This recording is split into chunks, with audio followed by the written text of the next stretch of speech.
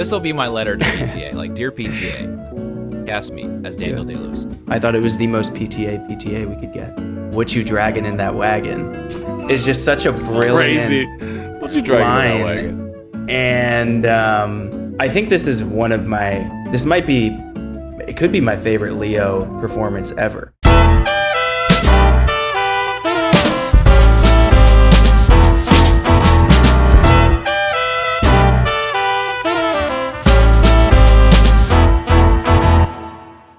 And welcome back to another episode of Pinoys versus the World. My name is Harald Hyllseth. My name is Chris Angkico. And Chris, today we're just going to jump right into it and we have a guest with us to talk about the film that we'll chat about in a few seconds here, but I want to introduce our guest, one who has been on for a very famous Babylon episode in the past. Check out the RSS feed. Jared Mack, hailing also from Kitsap County and Arizona. Shout out Arizona, but shout out you, Jared Mack, for joining us today. Welcome to the pod. Arizona, whoop whoop. Shout out Arizona. See me outside the bank. See me outside. Glad to be back. I've been excited to jump back on ever since doing the Babylon podcast. So thank you. Thank you. Oh man, we had a great time on the Babylon. That we really just went. It was a good time. Went balls deep into it. Which I think I could have done 2 hours more of that. I love that. Oh, I believe it. Could have made it 5 hours. Yeah. I mean, who knows how long we'll go on this, like, one battle after another is like 3 hour movie. I mean, who knows how far we'll go with this one. Well, if Babylon was 3 hours and one battle is 3 hours, I think we can, I don't know. We'll see. Can we match the energy? Most watched episode of the pod on YouTube, Andor. 3 hour pod. Chris. Wow. Let's go. Do we push forward? It was quite a bit. That's crazy. Man. Crazy. It's so fun. We're bringing up a lot of different things here at the very top. Obviously, it is a movie podcast. We are here today to talk to you all about one battle after another. But before then, it would make no sense, especially to the YouTube viewers, given our Mariners garb and the boys wearing those Mariners jerseys behind me. Seattle Mariners. Oh my God! 3 weeks ago, we recorded a couple of pods. We're getting those out before this one comes out. And who knew that they would be pressing forward through some of the most stressful baseball that you've ever seen in your life, Chris, that I've ever seen in my life. Game 5 hours long. You want to talk about a 3 hour long podcast? Our Seattle Mariners pushing through the American League Championship Series. And as of now, it's like 8:30 Pacific time on the West Coast. We are now up 2-0 and coming back home with the 2-0 lead to T-Mobile Park after taking out the Blue Jays in their home park, Rogers Center. Fake Space Needle over there, all right? You can take your tower. We'll take the Space Needle. I don't know. CN Tower is pretty nice. I've been there before. This is the thing. It's nice. All love to Toronto. We was talking about this with friends of the pod, XD and Banton, before when we were watching this at a Hatback Grill earlier, watching the M's win. I believe it was 10-3 in Game 2 today. Mm-hmm. They're like, I don't even know if we really have any hate for Toronto. It's just like the Blue Jays and the weird connection that our city has with the entire country of Canada when it comes to baseball. I don't know. Get owned, Canada. Get owned. A lot of heartbreak. A lot of heartbreak in the capital. I mean, what? So the Mariners have played all 4 of their postseason games against Toronto in Toronto, and they've won every single one. 4-0. Which is great. So this is the first time Toronto's going to play in a couple days from this recording. Oh yeah. They'll play in Seattle for the first time, and they'll play 3 times, maybe. But we'll be there by the time we get this. This pod out, our future selves will know what exactly has happened. To our beloved team. So we'll see. Edit Harald or edit Jonas. We'll know what's going on. Well, we're gonna what these fools are talking about right now. Yeah. Seriously, we're gonna use this opportunity. Just rip 2 predictions right now, just 2 opposite predictions, and we can just cut out the one that's wrong, and you'll just look like a genius. Yes. I'm gonna give you a huge prediction while knocking on wood. Maybe you can hear that in the recording. But big knock on wood. Mariners in 5, winning at Game 5 at home, T-Mobile Park. Brian Wu, give him 7 innings, baby. Show him what the Asian Americans got for you. All right, you got a Mariners across your chest. I see that happening, and we'll send our beloved boys to the World Series for the first time ever, let alone our lifetimes, our 28-year-olds on 28 years of this earth, ever. I never seen an American League pennant in that ballpark. And that's the energy. And that's why we're spending time talking about it at the top. Now, Chris, I mean, we were chatting about it. We were supposed to record this podcast after Game 5 against the Tigers, but Tarek Skubal and George Kirby and a host of others just had to push that game to 15 innings to send us to the ALCS, and that was a 5-hour game. 5-hour ball game. Yeah, I was trying to give like Jared updates, so it's just be like, yeah, this game's going on quite a bit, and then we're just like, we're probably not gonna record by the end of the game. We're just like, it's getting late. It was quite a bit, and then I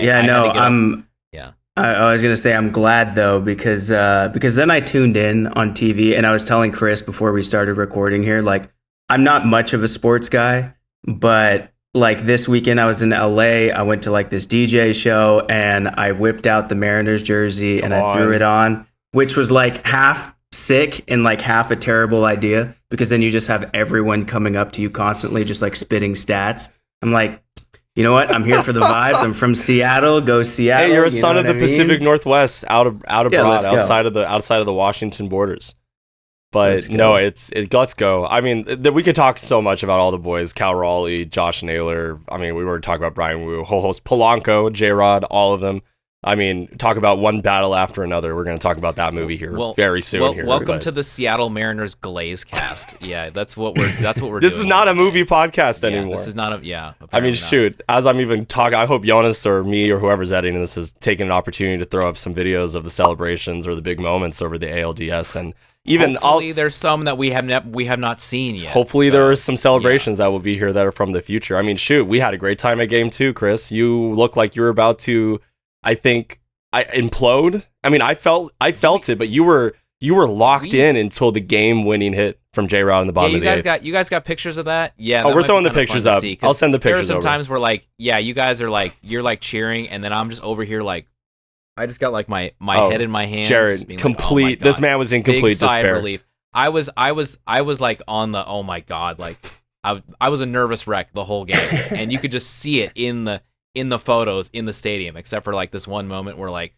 Julio hits a double to take the lead, and I'm like, yes! That's the only time I'm like ever elated. First win. Like, I'm just so stressed. Seriously, I gotta see these photos. Yeah. Oh, you'll see him. You'll see him, and you'll see him in this episode for sure. Yeah. Oh man. We'll talk about one battle after another. Are we recording on video here? Yeah, we're all on video. Oh, well then. Would you like to pop on your speaking of garb today. I mean, is it time? Are we joined by Leo DiCaprio himself? We're doing it.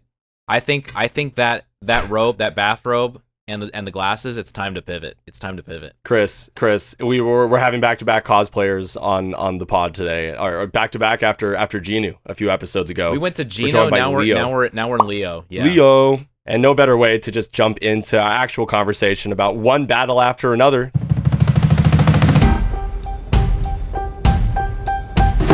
Today, Paul Thomas Anderson's newest film, and it's just taken over the country, it's taken over the world. I mean, maybe not at the box office necessarily, but the critics are loving it, audiences are loving it, and that's why we're here to talk about it today, and that's why we have Jared back. I know, Jared, you reached out to Chris and showed a lot of excitement for the film, and then we had a chance to go out and see it down at South Center per usual. But I want to kind of toss it over to you first before we get into any of the background information about this film. Maybe we'll keep it in non-spoilers before the break. A little birdie told me that you got a chance to see this in a special format, Jared, and I want you to get started with that conversation. I did. I actually, and I'll take these off. So the glasses are coming off, so people aren't seeing double of me. But I got to see it in two special formats. So I saw it premiere in 70mm IMAX. So I live in Phoenix. In Tempe, which is about 15-20 minutes away, there is a 70mm IMAX theater, which is just such a treat.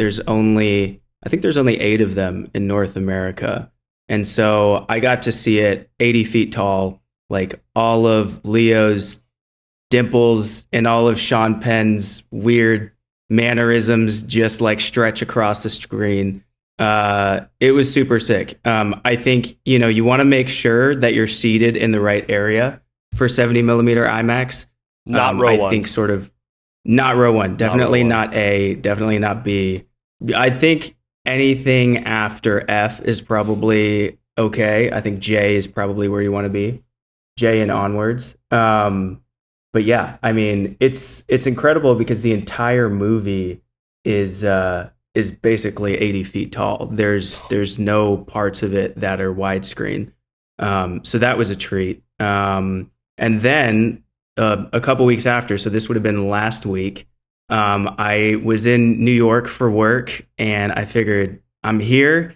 It's playing in VistaVision at Union Square. I was like, I'm gonna go see it in VistaVision, which, for everyone listening, is sort of the format that Paul Thomas Anderson, intends everyone, if they can, to see it in.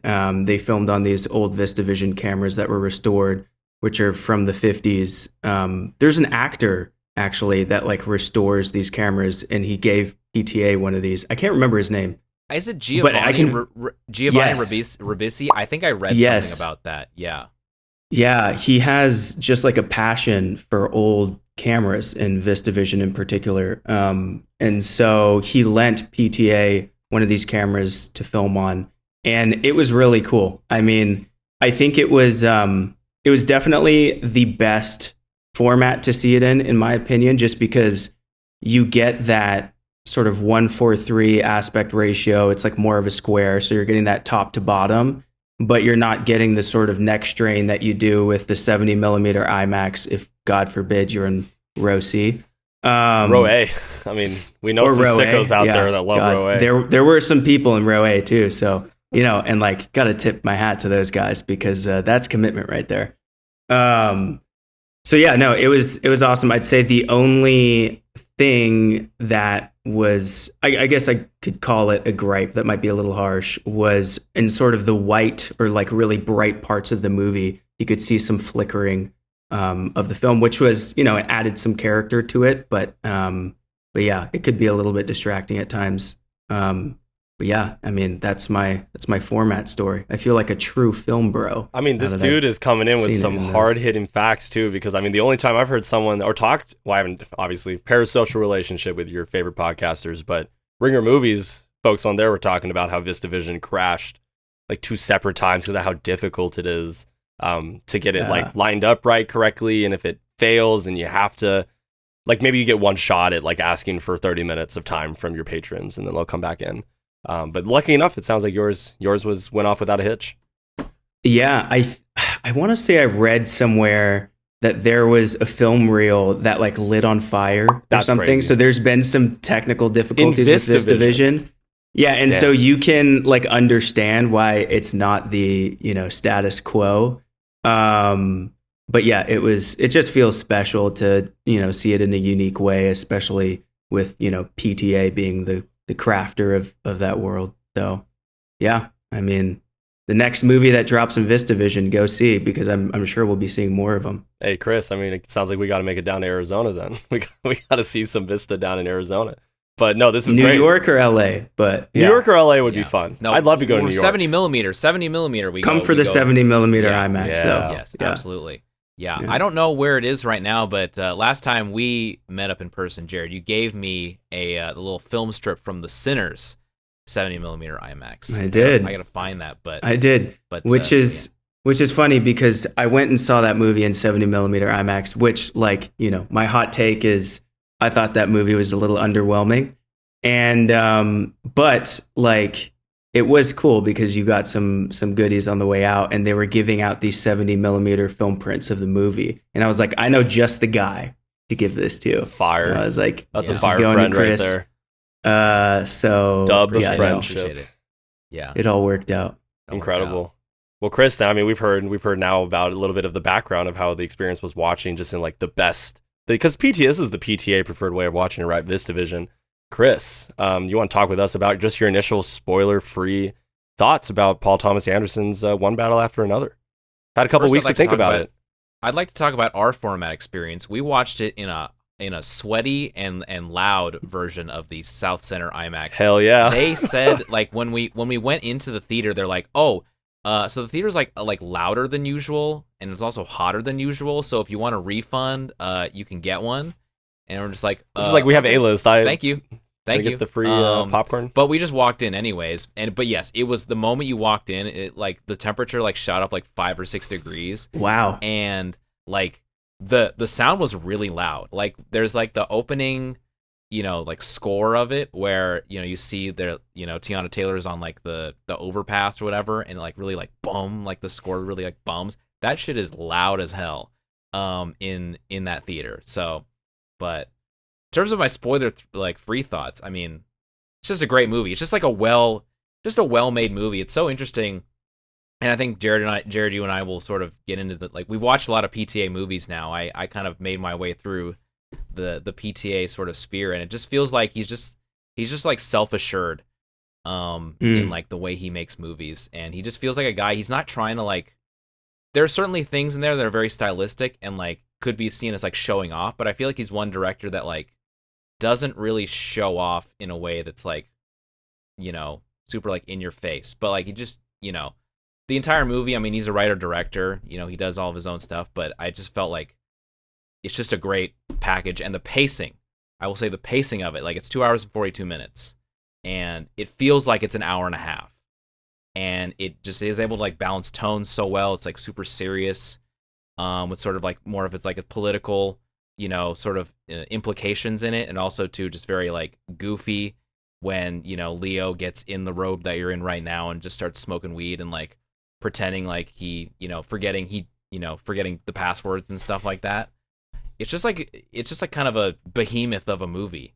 And yeah, I mean, really, that's those are my overall thoughts right now. It's just, I think it's a great movie. It's a great movie.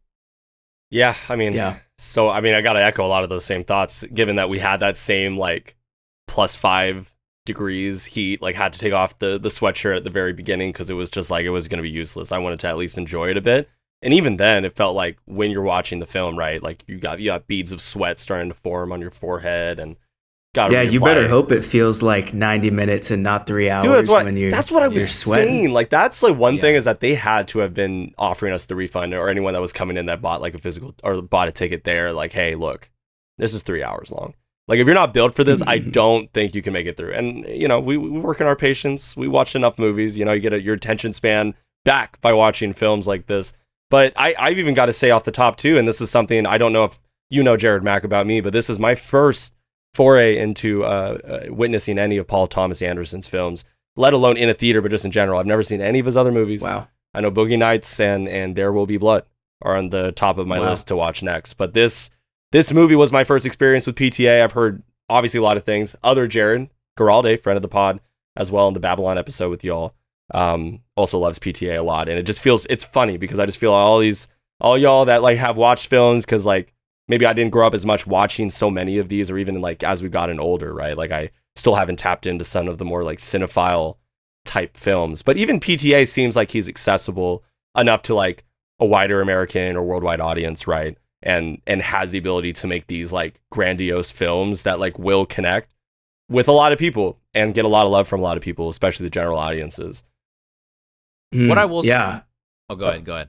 Oh, I was going to say, it's an interesting first PTA movie because in many ways, I think this is PTA at his most PTA, which I don't even know if I know what I'm saying when I say that, because his movies are so different. Like you have a director that, wrote and directed both Boogie Nights and Phantom Thread and Punch Drunk Love and There Will Be Blood. Like those are all very, very different movies, and they're all different stylistically.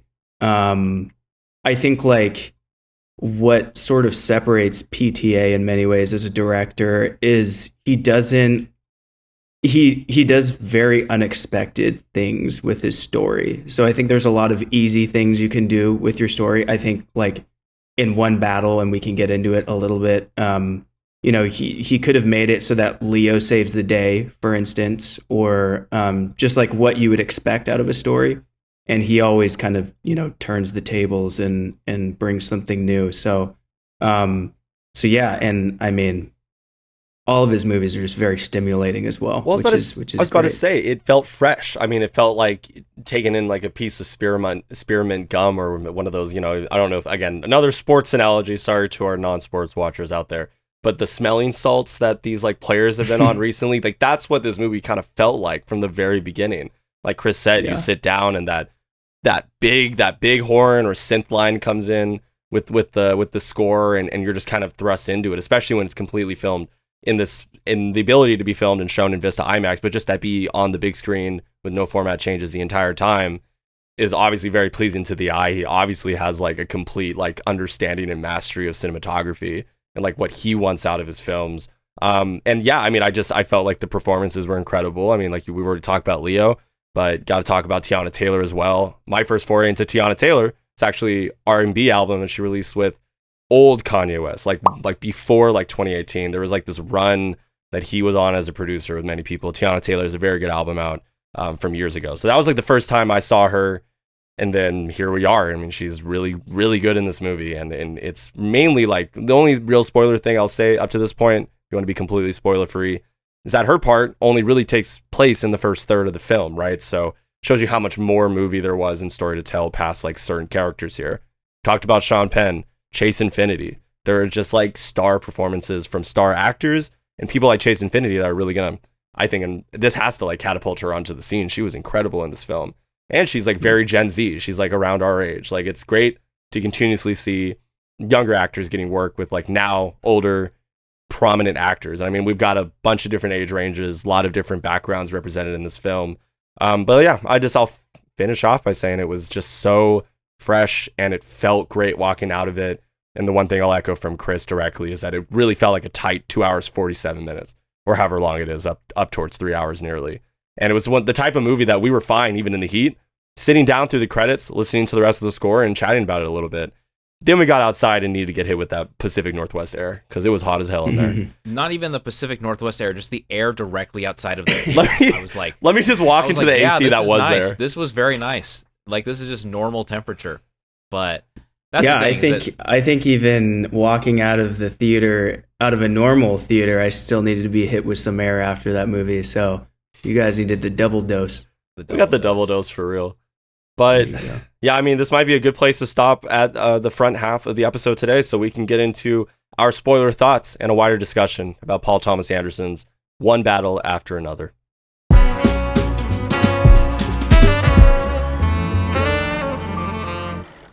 And we're back to talk with you all about our spoiler thoughts. That's right, spoilers from here on out for Paul Thomas Anderson's most recent film, One Battle After Another. But also, like I said at the very top, I've only seen this as my first. This is my first Paul Thomas Anderson, right? So I'm gonna toss it over to Chris. Chris and Jared are gonna do a little podcasting on their own with me just sitting here on the back and learning about some Paul Thomas Anderson background, dog. So let me learn. Teach me, sensei. Sit down, get schooled. Teach me. This is the part of the podcast where I exclude Harald from conversation. You know, Jonas is just gonna like I'm gonna get snapped away like Endgame. That's that one. Yeah, you can just like take his like do the effect. I'm just like in the edit, just take his little square and just zoom it, scoot it right off, scoot it right out. Oh, there it is. Oh, bye. Oh, he's there. Oh, it's off now. It's off. But anyways, no, I definitely wanted to start because we've seen. Jared, you and I, like quite a few of the. Have you seen all the PTA movies? I have now. I've seen all of the PTA movies. The last one for me to see was Hard 8, and I watched that, I think, a week or two before One Battle. So I have seen all of them. I've even seen some of the short films. I've seen the music video with Haim. So. Oh, nice. Yeah. Okay, so you even more. You are the most prepared for the test today. I have seen all of them except for Inherent Vice. So I definitely cannot speak to that one. But I definitely, after One Battle, I was like, I'm going to finish up all the PTAs I hadn't seen. So I watched, let me see. So I watched Magnolia in theaters, which was a very cool, because that's a 3-hour movie also. That's a really long movie. And that was a good one just to kind of like experience with people in the theater, a lot of whom had also not seen it, before, and people seen it for the first time. Also watched There Will Be Blood in theaters. Wow. Then watched Boogie Nights, and then I finished with Hard 8. And just kind of like seeing all the, kind of like thinking of all the PTAs in like totality, it feels like it's kind of got like some vague like eras, talking about Taylor Swift, the whole eras thing, but it seems like there's kind of definitely some chapters to the way he's done things. I feel like Hard 8, Magnolia, and Boogie Nights are very like three kind of like closely related movies. A lot of the same actors are in all three of the movies. It's definitely kind of the intro to his like kind of like long shot, like sweeping the camera around type of thing, where like the actors is kind of like one big kind of like rehearsed choreographed move, like following different people across like a big set or whatever. And yeah, I mean, yeah, just that first segment is just, you can just tell that's kind of the era of Paul Thomas Anderson that a lot of people like to imitate, I think. Like Zach Cregger, we did like a pod on weapons. And Zach Cregger was very inspired by like Magnolia, to have all his different like little like stories. Like, if you ever seen the show Euphoria, Sam Levinson, like now that I've seen Magnolia, I'm like, yes, that show is just only Magnolia, but for like high school kids that are just like way too old to be in high school. So like there's a lot of like that early PTA that a lot of people want to emulate. I read this Letterboxd review like right after I watched One Battle, and it was something about like PTA has like gradually moved from like Coke PTA to weed PTA, and One Battle is somehow an immersion of the two, or a merging of the two together. And like, yeah, I mean, look at Boogie Nights and Magnolia, and then, you know, Inherent Vice and sort of Phantom Thread. They're just very different movies, and yeah, very different era. You're right. Like the camera movements are different. You have those big like whip pans and those zoom in and zoom out sort of shots. Yeah. Like very quickly paced and fast moving movies. Whereas, you know, take something like Phantom Thread. It's very meticulous in like every sort of, you know, there's just much more detail. And you're looking at someone like, you know, Daniel Day-Lewis, and either that or There Will Be Blood. It's like such a character study on him. So yeah, you're right. I mean, very different movies, but all just like incredible in their own rights. Yeah, and also too, like I think just thinking about like Magnolia, and even like as we sort of try to tie back to one bill after another, like I think another thing about PTA is he kind of lets his actors, his leads just like cook. Like Daniel Day-Lewis, you talk about Daniel Day-Lewis and There Will Be Blood. You know, that's just like a historic performance. It is absolutely insane. I Drink Your Milkshake is something I think about at least once a day. Harald, I quote it that at reference least when you, once a month. What do you? Oh, once a month? Yeah. I have to quote it. Yeah, he's like, I drink your water. I drink it up. Drink every day. Milkshake. I drink the blood of lamb from Band's tract. I mean, that you got a good impression there. I think you might have a job. You should write a letter to PTA. I think PTA is looking for new actors. This will be my letter to PTA. Like, dear PTA, cast me as Daniel Day-Lewis.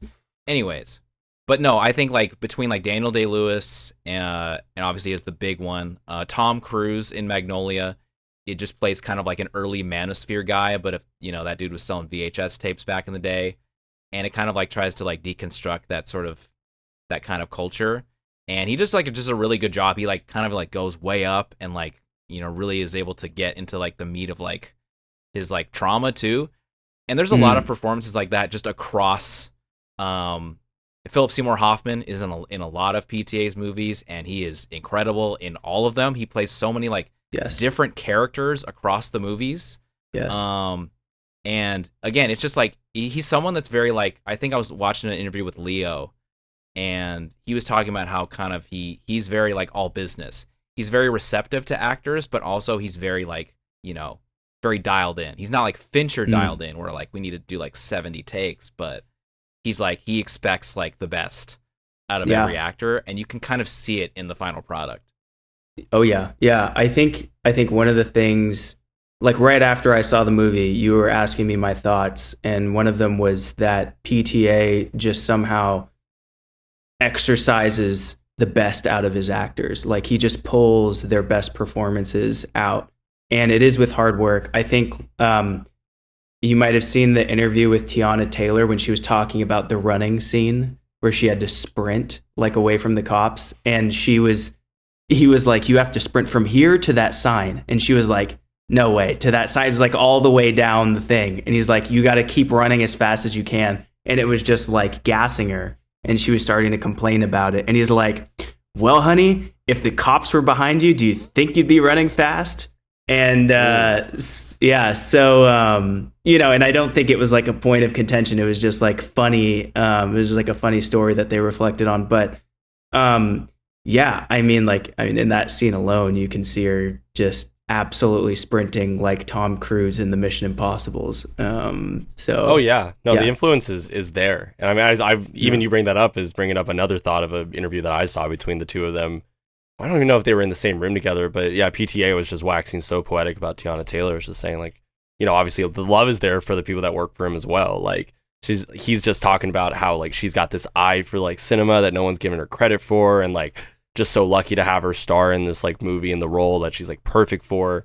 So it's like funny. It's like, yeah, he was like, obviously I'm sure things get contentious on set sometimes, but when you have that respect with the director and the actors, like I'm sure you can go out there and make something that's like at least like meaningful to like the people who made it, even if it's not received well. And this is a movie that was received very well by people.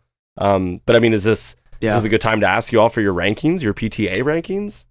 Last thing I will say is that I think this is also a point that you mentioned, Jared, when you text me about the movie, is that like he is very like, I don't think people don't talk enough about like his comedy. That's something you mentioned, and it was like, Funny going guy. back to his movies, and I'm like, yeah, like he's these, some of the like There Will Be Blood, like that end scene, and then some of like the lines Daniel Day-Lewis has are just extremely funny. Like there's this like thing where he's looking at like an oil field or whatever, and he's like pointing at the paper. He's like, why don't I own that? Why don't I own that? Yeah. There's just like so many lines in there. You're like, that is hilarious. Yeah. I mean, I think PTA is the funniest director alive, and that is a bold statement, but I think it's true. I mean, I think you can take any traditional comedy director and pit him against PTA, and they are not as funny, because PTA intertwines comedy so naturally in like just the behavior he brings out of his actors, the lines that he writes. He's a writer and he's a director. He knows timing well. You talked about like the comedy in There Will Be Blood. Yes, I love that. Also like Phantom Thread with the toast. I don't know if you remember when he's sitting down and he's eating, and like Steven Spielberg made a comment about how the sound of the toast was like turned up there, and you can hear the scratching across the toast. Just hilarious things that he just kind of finds. I really think he just understands humans just better than most people, like in human nature, and it's reflected in his characters and it's reflected in his movies. So yeah, I mean, I think he's a comedic genius, and he brings every actor to that level, right? Like when you think of Leo, you don't think of a comedy actor, necessarily, but PTA brings that out, right? When you think of Benicio del Toro, you don't think of a comedian, but he brings out this hilarious performance. When you think of Daniel Day-Lewis or Philip Seymour Hoffman, right? And so, he's just he's a brilliant director, and yeah, I mean, I haven't thought about my rankings, but Chris, I'd love to hear yours. I think this is a good segue. I think this is a good segue to my rankings, because another actor that only worked with PTA once, but he had his career best performance, is Mark Wahlberg in Boogie Nights. He is extremely good in that movie. Like you got a Mark Wahlberg all timer. Okay, it truly is a Mark Wahlberg. I believe he was like around our age when he did that. The lead performance in that movie, and it's like, right. He's just like, spoilers for that movie, but like, his thing is like, it's just his thing, and she's just got a big penis. It's just, and then like, and it's about the adult film industry, but it tackles it with a lot more like empathy for people than I think I would have expected for the porn industry. I thought it was kind of going to be sort of like a takedown of it, but it kind of goes through like, it's kind of Magnolia-esque, and it kind of like, it's about a lot of people, and it's about like their like wants and desires, and like, what they get out of the industry. And like Burt Reynolds plays like the director, and he's like, I don't just want to make like a sex film, I want to make like a real movie, that kind of thing. There are a lot of angles that I wasn't expecting from that movie, and I think that's why it's my number one out of all of them. Wow. I think Boogie Nights is my favorite one. Followed by, I'll just do like at least top three. Followed by There Will Be Blood, and then One Battle. I think are my top three, actually. Boom, there it is. Yeah. I like those picks a lot. And just going back to Boogie Nights real quick and Mark Wahlberg, I think he had only done 2 movies at that time, and he was still a relatively unknown actor. And initially, I think it was supposed to be Leo casted as the lead for Boogie Nights.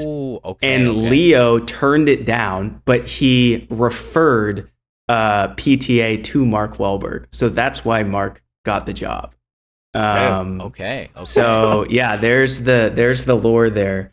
And like the Burt Reynolds, I think Burt Reynolds was like actually unhappy with how the movie turned out, which is just shocking to me. Like, damn, he Burt didn't like how it portrayed. Yeah, which like, -5 cool points for Burt, because as you said, Chris, I do think that Boogie Nights approaches the porn industry with compassion for people. Like, it's a very self-aware movie. Like, it's a comedy, but it's also, there's drama and there's hurt in it, and it humanizes everyone that's sort of in the industry. And so yeah, but back to your picks, like, I think those are all great. I mean, you said Boogie Nights, and then you said There Will Be Blood, and then you said One Battle. Yeah. I think I don't know. Speak on the other two then. The thing is, it's so difficult, I think, to like, I feel like there's like 6 or 7 of PTA's movies that you could put in the top 3. Like, I feel like it's extremely top heavy. Like, he hasn't made that many movies, but they're very top heavy. Like, Punch Drunk Love is my least favorite, and it's by a mile. It's like his one thing. It's like his one foray into like romance and also like David Lynch kind of surrealism. And it's a swing. I think it's a big swing and a miss. Like, there's a lot of ones where he hits a home run or even like triples, but that one's where just like, no. Anyways, that's my blurb on that. I love that you said that. Bottom 3 PTA movies. Bottom 3 PTA movies. Say no. I gotta chime in and say I 100% agree, and I'm gonna be a wet blanket for many listeners here and say I don't like Adam Sandler. I think he's incredibly overrated, and what a variety episode we got today. This could be its own episode. Yeah, fuck you, Adam Sandler. Jared as a person, he seems great. I do like him in Uncut Gems. I thought that was incredibly entertaining and just a well-made movie. But the movie magic doesn't hit for me. And I think for a lot of people, there's the nostalgia factor of having Adam Sandler, raise them on these movies. But man, his voice doesn't do it for me personally on a comedic level. But people love Punch Drunk Love. Like, it is a cult classic for many, and many would put it as their number one. So, it's just a matter of tastes. It's not, there's no objective rule on it. For sure. But in terms of like There Will Be Blood, I'll speak on the other, that's obviously One Battle's 3, and we're going to talk about it for a while. But for Blood, it's just like an epic. It is like they're kind of like companion things to me, at least. One Battle's kind of like the modern American epic about like where we're at, but then like There Will Be Blood is the very like classic American epic of an oil man who like, tries to like take advantage of people. He's got like his son or like his fake son, like, this is my son, HW. Like, he tries to play like the family card, like this whole big like all American image to people as he tries to like buy up these fields and like, do things for cheap and then like own land and lie to people. And also again, it's just the performance of Daniel Day-Lewis is great. And Paul Dano, I don't think people like Daniel Day-Lewis. Shout out Paul Dano. We love Paul Dano. He blows everyone out of the water, but Paul Dano is incredible in this movie, and I don't think people talk about it enough because he plays 2 characters. He plays like brothers, and they kind of like are on opposite sides of Daniel Day-Lewis's like journey. But I could just see like Matt Reeves watching that movie and like thinking about the Batman and is like, just do that. Like the Penguin is that character. Like, it's insane like watching it because he like the way he like preaches and like just like yells. The Penguin or the Riddler? Oh, sorry, the Riddler. That's right. Good job. Come on. Appreciate it. Yes. Oh, my terrible voices are coming out. But no, like his performance as the Riddler like reminded me a lot of what he's doing in There Will Be Blood as the preacher. It also, like, acting opposite side Daniel Day-Lewis in a movie like that must have been incredibly difficult just because of the bar that DDL sets and also I've heard, like, obviously we all know the method acting stuff, and just Daniel Day-Lewis just back in the day, just, being a pretty relentless method actor. And so I think I had heard that he was just a complete asshole to Paul Dano like the entire time they filmed that movie, because he would just stay in character. And yeah, but like Paul Dano holds his own, and I think it just speaks to PTA's vision of, like, he's so good at casting. It's insane. He just sees things that other people don't see. And Paul Dano has a very unique and memorable face. And, I don't think it would be, he was in Denis Villeneuve's Prisoners, and he was in like a couple other movies. Like, he has like a very distinct and almost like, it might be harsh to say, but like a kind of like a creepy face in the right, or unsettling in the right role. And yeah, I mean, I think that's exactly what PTA got out of him as an actor in that movie. He's very unsettling. You don't really know what his intentions are until he explodes. So yeah, I mean, I think that's a great number 2 pick. I would try and rank mine. I think it would be pretty difficult, but I'd say Phantom Thread is definitely in the top 3. Probably Boogie Nights. I think I would put One Battle up there. I don't know. When we talk about the star rating later, I'll have more to say. But I feel love Phantom Thread. Incredible. I mean, damn, you just love seeing a couple of dudes just go to school. Just go to class. I think this should not even be like, it could be part of the episode, but it could like be its own like little blurb for sure. The blurb. We just cut this into one video. Oh yeah. Because this is like totally, obviously, this is just the our PTA Clips channel, Jonas. retrospective, our Clips for channel. sure. Yeah. The other, okay, I just want to say this one, because we're just on a tangent. This whole thing is one big tangent, which I love. The one other actor I want to mention from PTA's early work, especially, is John C. Reilly. John C. Reilly is in Hard 8, Boogie Nights, and Magnolia. This is what I'm saying. All the, they're kind of homies. They definitely like started out together. Yeah, they started out together, but then like there's that funny clip where it's like, John C. Reilly goes, Paul, you don't have to cast me because I'm your friend. Like, if you don't think I'm good for the part, you don't have to cast me. And then he never cast him in anything ever again, which is great. But no, in his first 3 movies, like he's like, he shows that he's like a serious actor, but also you can see like the Adam McKay like mid 2000s comedy element to him, and like why he's easily like a fit for those. Because there's like a lot of like elements to those characters where they're like, oh, I do karate, or like I like playing drums. There's like that one scene in Boogie Nights where like him and Mark Wahlberg are trying to like go into music because like nothing else is working for them. And like, dude, what do you mean? This is amazing. Like, look at me playing guitar. Like, you don't think this is a hit record sort of thing? And it's like Step Brothers. That's like the whole character is like they're trying to like make like the next great, rap, music group. But it's just like, it's interesting how much like DNA like of PTA there is just across genres that you don't think about. And I think John C. Reilly is an example of like, point. There was so much stuff that he was like doing in those movies that he basically just like ratcheted up to 11 when he did like Step Brothers or like Talladega Nights or something. So I just thought that was interesting to like observe. It's a great point. I haven't thought about that. But yeah, I mean, not to tangent our tangent, but I think you see that with like Tarantino as well. Obviously, like if you get cast, the whole thing in Hollywood is like if you get cast in a Tarantino movie, you're set because you're going to be, cast in another movie. So yeah, I mean, well said. I haven't thought about that. Yeah, I'm gonna be that student in the back of the room. It's gonna put their hand up and be like, okay, thought this was a Psych 101. This was one battle after another 101. Okay. No, but please, if there are any other thoughts, I have a great segue for us to chat about the movie of the moment. I would just say last thing, I really think that One Battle is like an amalgamation of PTA's other work.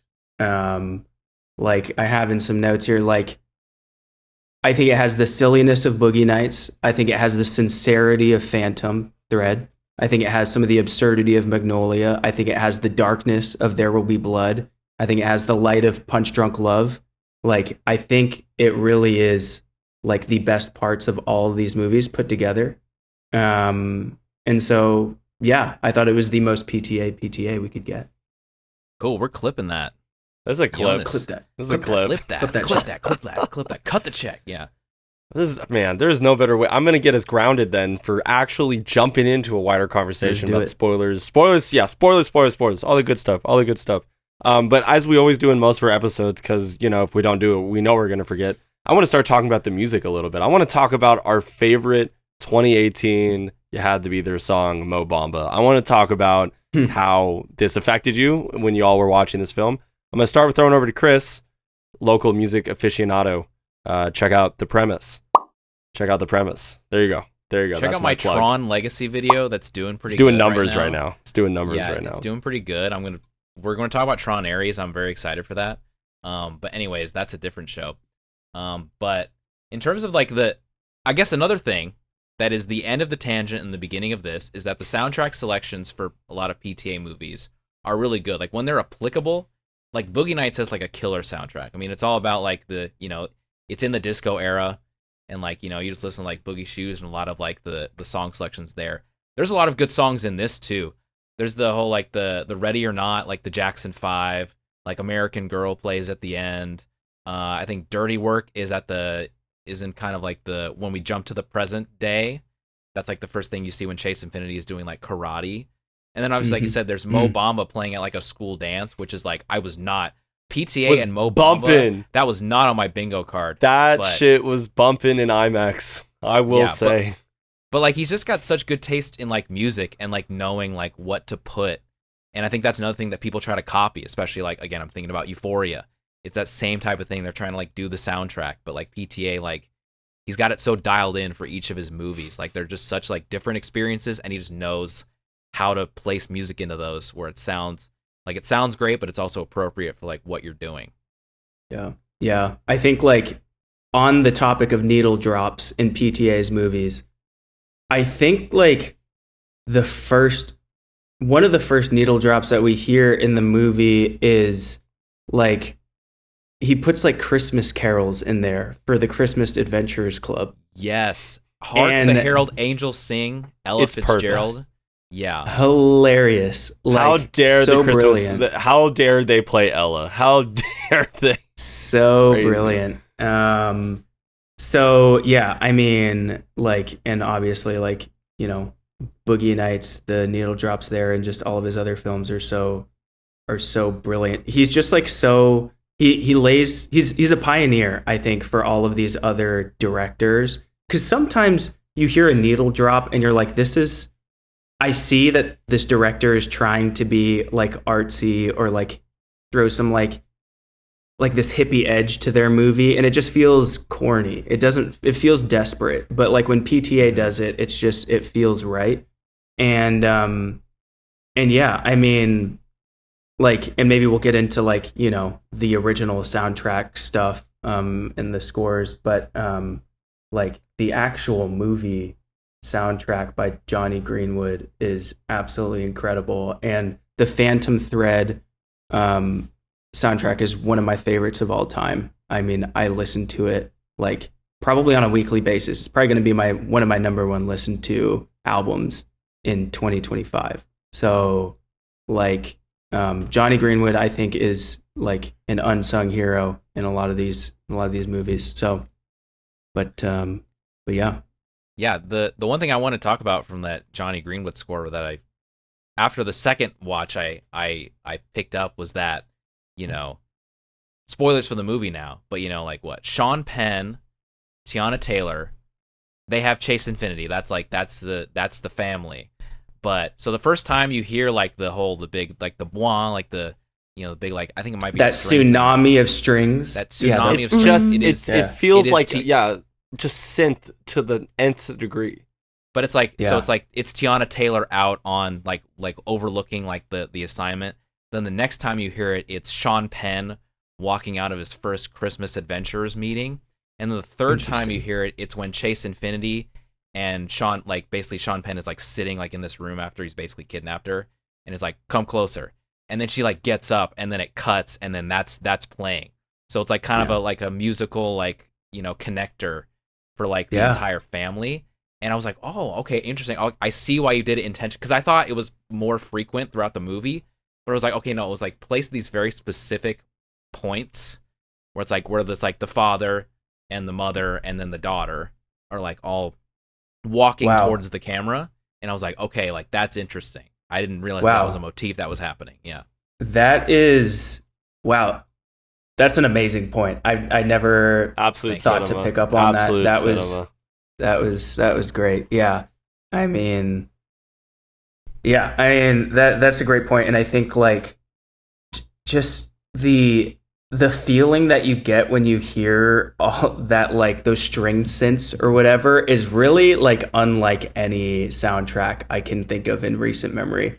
Like especially like you guys watched it in IMAX, I saw it in IMAX, like you're blown back in your seat. It's pushing you from minute one to the very end of the film, and I think is probably, for me at least, like what I could probably add to this conversation, my personal feeling for the soundtrack is mostly entrenched with like, yeah, like, man, do I think those synths hit, whether they're synths or string. I'm going team synth, but it could be anything. It's heavy, string synths. It's orchestral, team synth, but it's really probably the backbone and like the perfect foundation for making me feel like this movie's 90 minutes long. And I mean that in like a completely complimentary way of the whole movie. Like it's the music never stops. Again, if it's the original soundtrack or if it's licensed music, it's almost like always like perfectly like sequenced for like the scene that's being shot. And this is a movie, I mean, we're going to get into all of this now. It's like, this is not a film that like shies away from making commentary that not only compares to what things were like back for what Vineland is the book, that a novel that this movie is based off of, you know, what they were dealing with in the 80s, like people who were pioneers of revolution in this country. Like, you don't normally learn their stories, and you learn them through books, and to now to have it in with a PTA character, really like showing you how intense like this running and like, again, one battle after another type life that they all live like really feels like. And it's like the perfect soundtrack to portray that, because it's pushing you. Like, I felt like I was just getting like, it wasn't even getting pushed. Like, it was like sitting, I told Chris this when we walked out, it's what it feels like to be on a roller coaster, like your favorite roller coaster. And maybe you don't want to ride it again because it was pretty intense, but like I had a lot of fun that one time, and it really didn't feel like that long. Like, as dreadful as it might feel like to line up for watching a 3-hour film, this movie doesn't feel like it, mostly because of the soundtrack, in my opinion. Well, I also think in terms of like, you know, I get big edit brain during these things, and it's just kind of like amazing to make a 3-hour movie feel like it's an hour and a half or 2 hours. Like, they're like, the way they like structure scenes and the way they like do the cutting, like that needs to be like studied in film school. I'm sure a lot of people have already said that, but I feel like it does need to be studied, because it like, by the time I look down at my phone or like to look at what the time was or how much time was left in the movie, I'm like, oh, there's like 8 minutes left in this movie. I was like, wait a minute, like that's crazy. Like, yeah, just like the pacing of it is crazy. I think also too, you know, you have on the notes here, like, I think maybe just get into the prologue, but like the prologue is its own bit where it's like, that's kind of its own like movie. And then it kind of transitions into a different thing, but like just, it all just kind of like flows very like seamlessly together. Like, you feel like everything has a purpose in being there. And yeah, just kind of a miracle of cutting. They don't tonally feel different either. Like, prologue into like the modern age of Leo raising, raising their kid now that she's out of the picture and whatnot. But like, they don't tonally feel too different from each other, but also like so different in a way that like is the backbone of the film. Like, you have all these new characters, a more modern sense and a modern age of talking about these things. Because there's like maybe 15 years, like is Chase Infiniti's character supposed to be in high school, like late high school, senior maybe? Like, he was asking 16 to 17, I think. Yeah, like you're going to prom, so it's how many years it's been since Moms was a rat and ran off with the plea deal to Mexico. But Jared, I mean, the prologue as a whole is like a real good chunk of this film, and like obviously a lot of folks have talked about it, but I haven't heard your thoughts on the prologue, and I want to know what you thought. Yeah. You can see me just like waiting to let him loose. So one of the things I will say on like the timing and like just the universe that PTA creates is, it's so unique because he is crafting like a fictional universe with like sort of grounded characters and grounded parts of the universe. So like, for instance, like at the beginning or like throughout the film, when they're robbing banks, when they're doing all these missions, the first thing I realized is none of them are wearing masks for the most part, or if they have a mask, they're taking it off.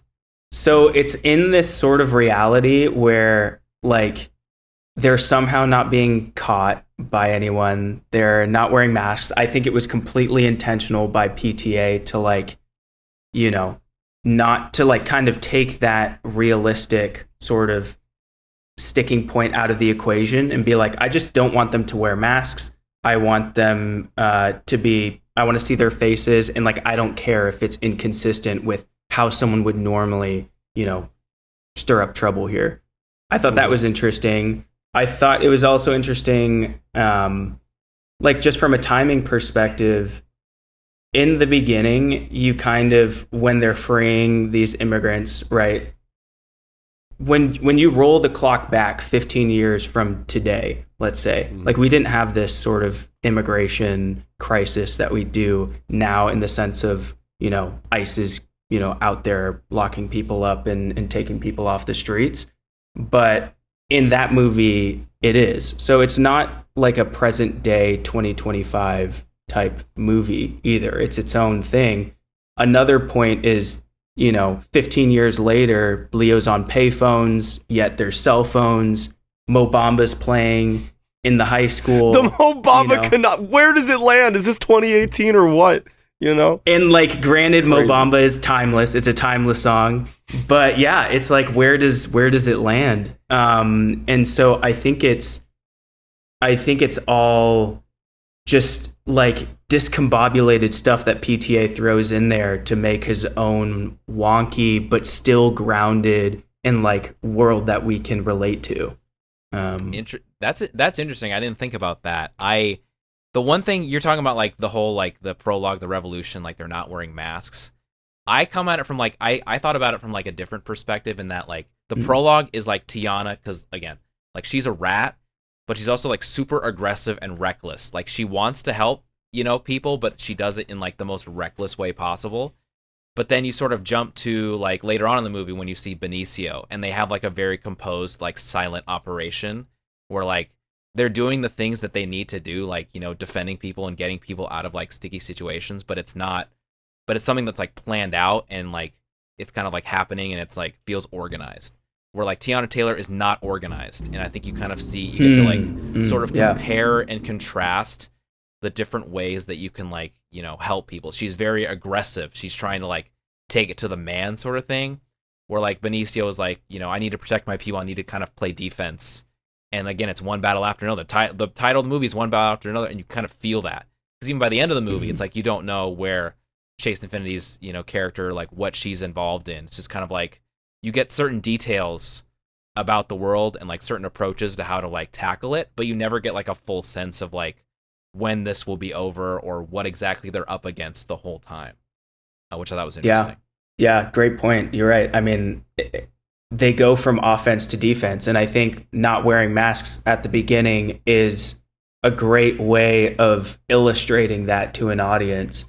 And then you get, you know, when they rob the bank, you get Jungle Pussy standing up there with her gun, and she's like, my name is Jungle Pussy, and you're just like, you know, no, it's like man, some crazy stuff goes down. No, but, and it's so like, and it's like right on the head of the nail. In even the Jungle Pussy scene is where Tiana Taylor is where you see Miss Beverly Hills shoot a man. Yeah, and there you see the entire like the way the French 75 interact with each other is beautiful. Obviously, they're all in favor of revolution and a more like a very politically aligned message, but like not so aligned, I think, sometimes in how things are playing out, right? Like Leo's character, Chris and I talked about this immediately out of the theater.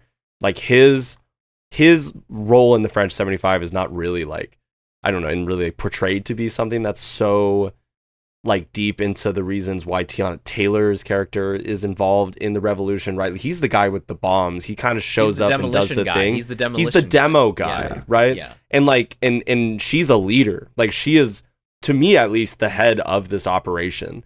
You know, it's kind of between her and a couple other folks that we haven't mentioned yet, but Regina Hall's character and Wood Harris, shout out The Wire. Again, just great shout out actors The in their own Wire, right. please. Always got to shout out The Wire Anytime on we this pod. can. But no, there's like, it really feels like she is the main leader of this group, and like that relationship that even they have together and develop and then crumbles almost, especially with the birth of their child. It's so crazy how it parallels like the fall of the French 75. Like the way they all get offed when Lockjaw finally like is able to work on a deal with Teyana Taylor. It's like, my God, and that makes it sound like Lockjaw was working with Teyana Taylor in real life. Who knows what the PTA canonical words are? But no, it's crazy to see all the French 75 members go down one by one, almost because either of that recklessness or the freedom or like trying to, I don't know, assess why you even got involved in the revolution in the first part. And the prologue really like hammers that home in a way that I haven't seen many films that talk about something as complicated as revolution, especially in like within our borders. Like filmmakers can go out and do something culturally different, set in a different part of the world, but when it's in the United States, like you were talking about, Jared, in this modern time, in the context that we're in, like this obviously hits like crazy. It hits like crack. Like it's just like right to the dome from the beginning of the movie because of the vibe you get off of the French 75, at least in my opinion. Yeah.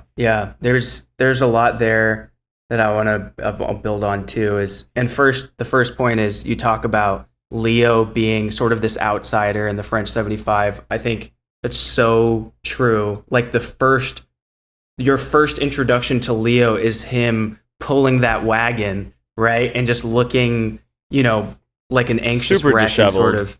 Yeah. Yes. Yeah, exactly.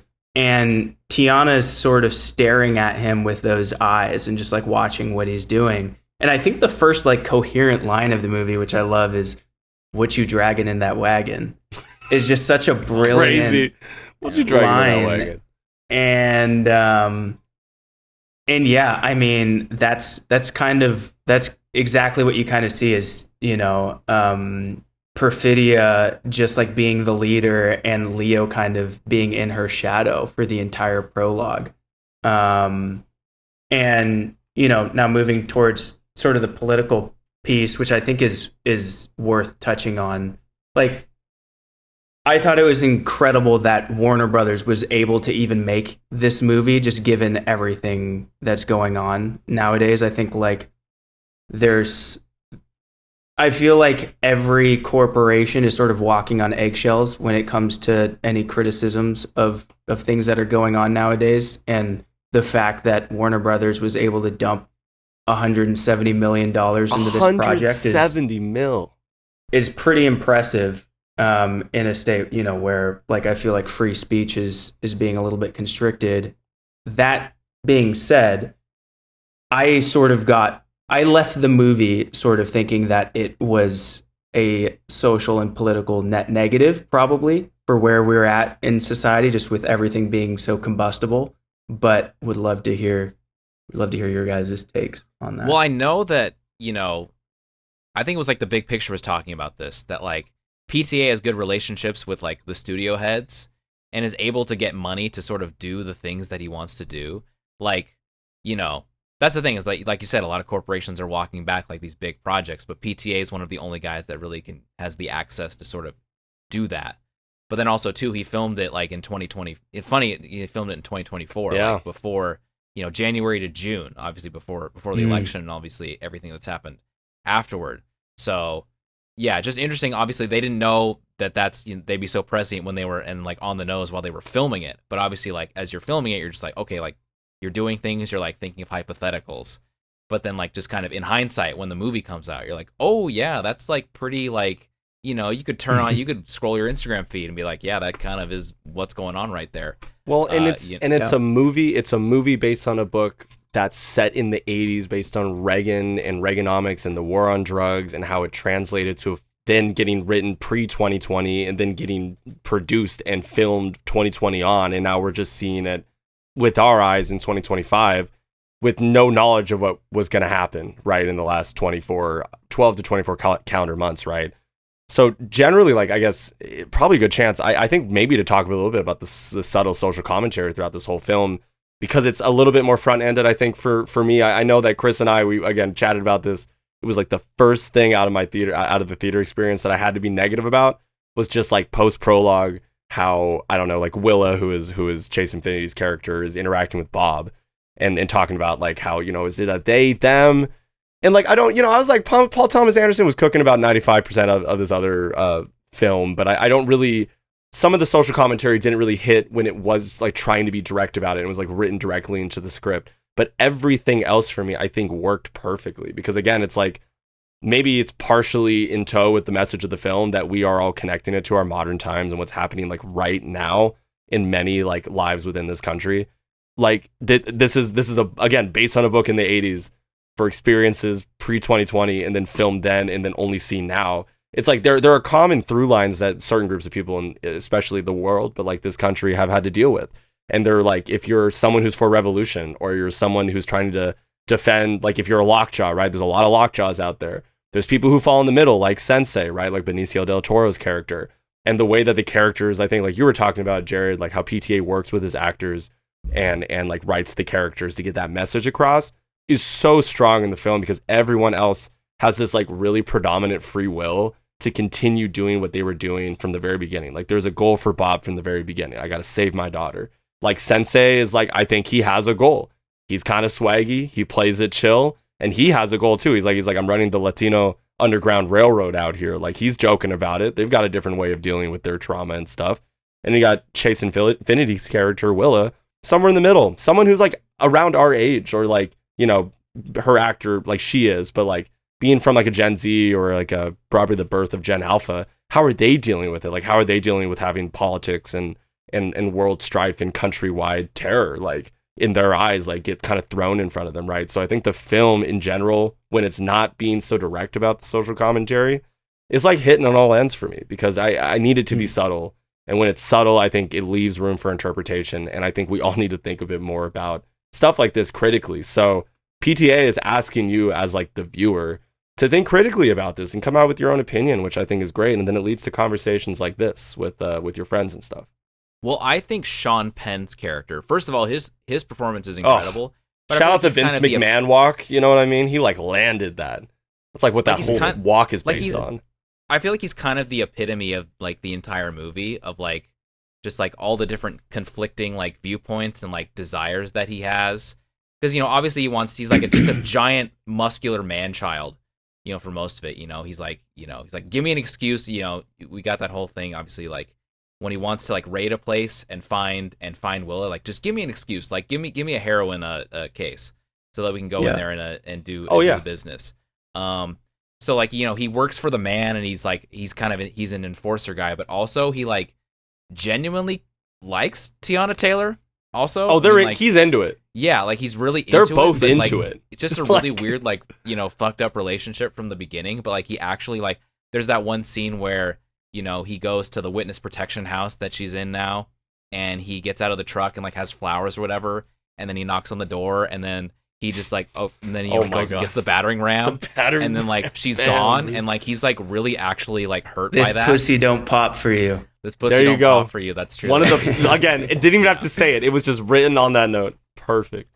But then like that sort of desire for her like in some weird like sexual and like some romantic way, like kind of like paints his entire experience throughout the movie. Like I need to get my daughter, but also like, when it comes up later in the movie with the Christmas adventurers being like, oh, this is a thing that happened. He interacted with the other race. Like he's not pure anymore. We have to take him out somehow.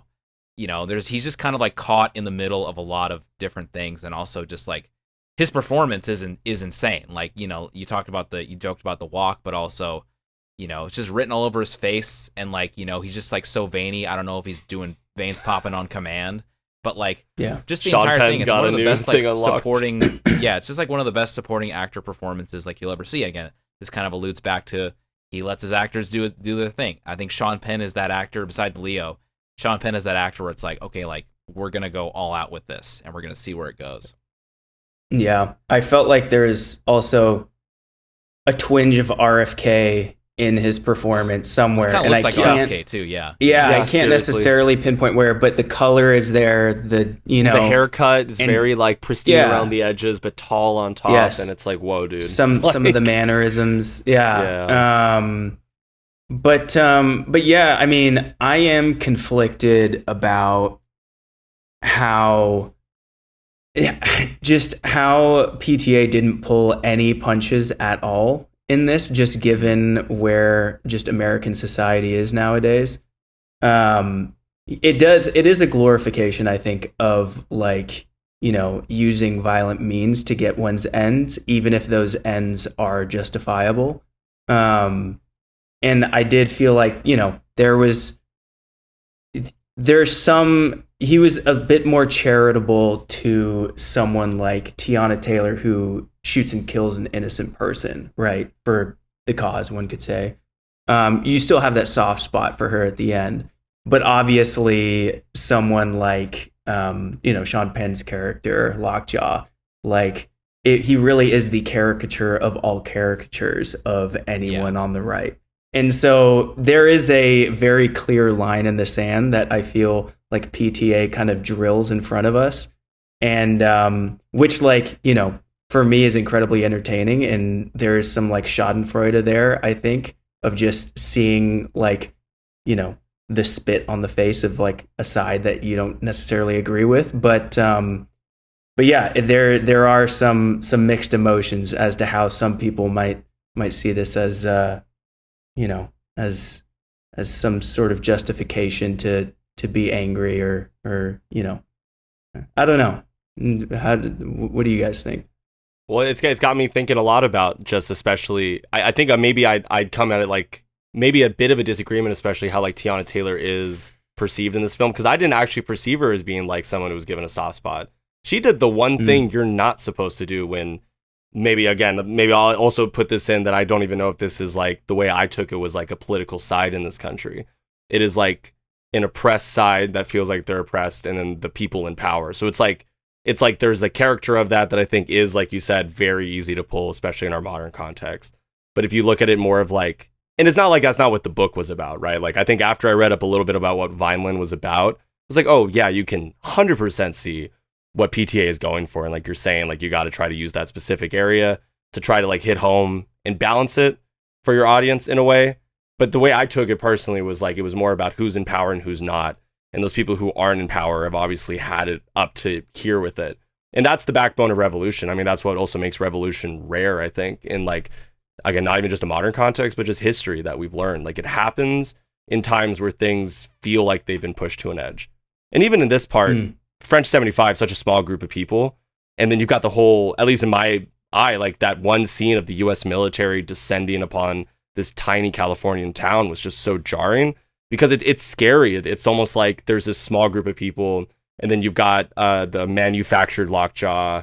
He's looking for a reason to go in just to find his daughter, to find Willa. And it's then it puts this the whole city at odds, and they march into the high school. And it's a perfect example for me about just how power works in any society. But obviously, as Americans, we see it as Americans, right? But for Tiana Taylor in particular, I don't even think I end this movie feeling great about who her character is.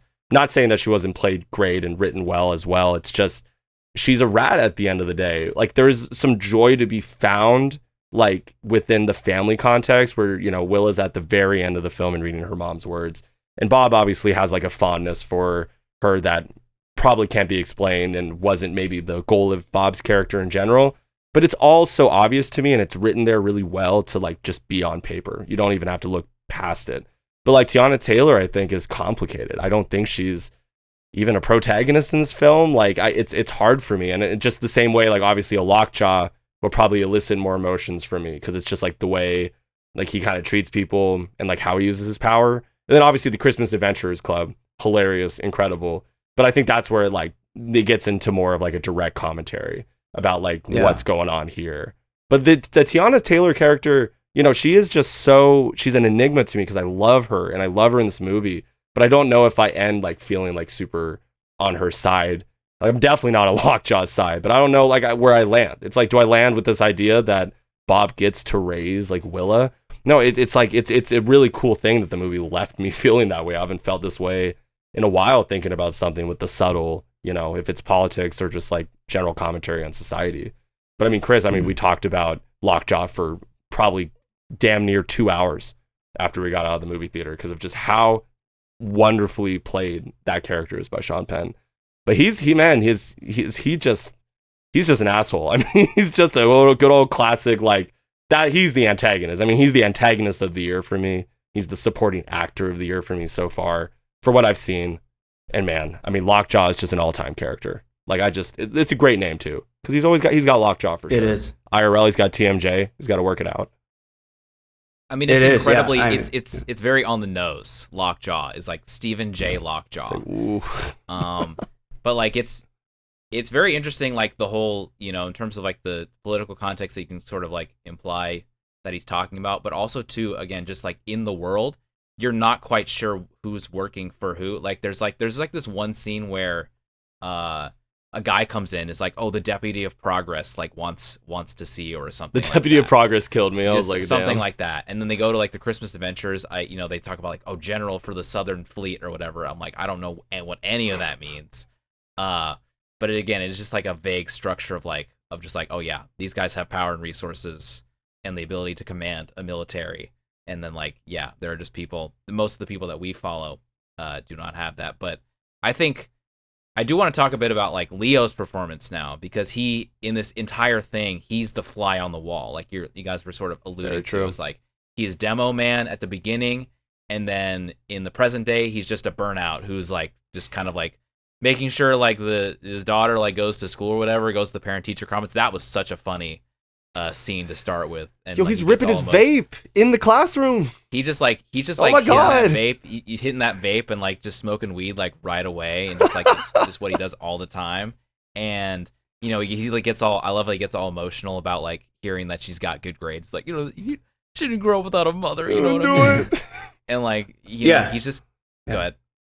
Well, I was gonna say, I mean, he's ripping weed out of a glass pipe in his car before he goes in. He's hotboxing the car, dog. He takes a massive rip out of this thing. Like, first of all, props to fucking Leo for, like, you know, holding nothing back and taking a real rip of that thing. Because the worst thing ever in movies is where you see someone taking a drag of something and then nothing comes out. So props to Leo for taking some real drags. And then he opens the door to air out his car, like hella fast, which is just such a nice touch to put on there. And then obviously, you know, he's high as hell in this parent teacher conference, and he's ripping the vape. His comedic timing. So this, and I don't know if I had said this to Chris, but I think this is it could be my favorite Leo performance ever. I mean, I just think his comedic timing is spectacular. I think his self-awareness is just unlike any other actor I can think of. Like, he just understands what makes things funny, what reactions are going to elicit, you know, a reaction from the audience. I mean, we can talk about like his phone call with Comrade Josh later. It's perfect. That's a perfect comedic set piece. But my goodness, like my jaw was on the ground when I was watching that. Like, I was half laughing, half just in shock at how good Leo was. So yeah, I mean, and I think also too, again, his position in the universe is like, you know, in a lot of movies, he's the lead who plays the lead. Like, he's like, you know, in The Great Gatsby, he's the guy, you know, in The Wolf of Wall Street is Jordan Belfort, you know, obviously The Revenant, The Depart, all this other stuff where it's like he is the center of attention, like Aviators, like Howard Hughes. But in this one, he's just a guy. And like, he's just a guy sort of resigned to being like, okay, like my revolutionary period is over. I just want to like smoke weed and watch like old war movies. And that's basically kind of all he wants to do. And it's kind of like a very more classic, like hero's journey type thing where it's like he's sort of resigned from the battle and he's called back into it. But which is so shocking that he was able to play it so well. Like, it's not like a caricature of that person in a sense. It's like, and part of this is PTA like writing this part for him too, and just like a great script, but like, it's so relatable. Like, you might not be that guy, maybe you don't know someone directly who is that guy, but you do know that guy. You know what I mean? Like, the guy that's just chilling on the couch smoking weed and just like can't get his shit together. And but just like still a good guy. And like the fact that Leo was able to pull that off was just so impressive. A friend of mine, Ozzy, shout out Ozzy, Chris knows who he is at this point. Yeah, shout out Ozzy. Said that he sort of went all in on resurrecting a little bit of his character from Once Upon a Time in Hollywood, which I felt like was very on point. Like it is that same sort of comedic vein where he is kind of just a guy and he just does hilarious stuff with his mannerisms. Yeah, no, no, for sure. I think the point of like, you know, in that movie, he's a famous actor. You know, he has peaked in high school, sort of thing. Like both characters sort of peaked in high school, and then sort of on the way down, you know, he's like, oh, you know, you're starring in TV westerns now, you know, or you should do Italian stuff because you'll get some work. But just a guy sort of more down on the dumps, and like every time he forgets something, you know, he's got scenes in both these movies where like he forgets something, and he's like, do, like, you know, like you're such a fuck up, man. Like, oh my god. He crashes out like 5 times in this movie where he should not be crashing out. And it's like, oh man, his role in this film is so much more important now that I've thought about it for 2 weeks and we're chatting about it right now.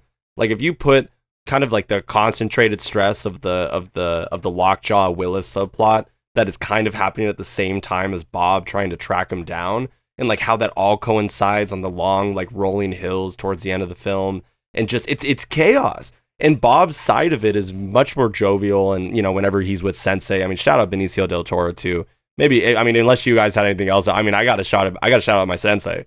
I love him. Shout out your Sensei because, but go off, Chris. Yeah, go crazy. Before we transition to some Benicio, I mean, like again, like Leo is sort of the pivot point for all like the tones or whatever. Like whenever like something gets like too serious, whenever you see like the ice raid and like something is happening, you cut back to Leo being like, okay, he's like still in this sticky situation, but again, he's doing something like very comedic, or like he's just like trying to deal with it the way that he knows how to. Is like he's just smoking weed and be like, okay, where do I go? Like I need to charge my phone. Like the whole bit, like the phone bit. Come on, everyone is like trying to. It's like chaotic and they're trying to escape the troops. And he's like, I need to charge my phone. I need to call someone. And then he's like, just like think, taking Bob. that. Think. Yeah, thank you, Bob. Like, thank you, Sensei. Thank you, Sensei. I need a gun. Like this kind of thing. Can you get me that? Like I need a phone. Like he's like, get off the mat. Get off the mat. He needs so many things, but he's like not the priority. But he's just thinking about the next thing he's going to do while other more important things are happening around him.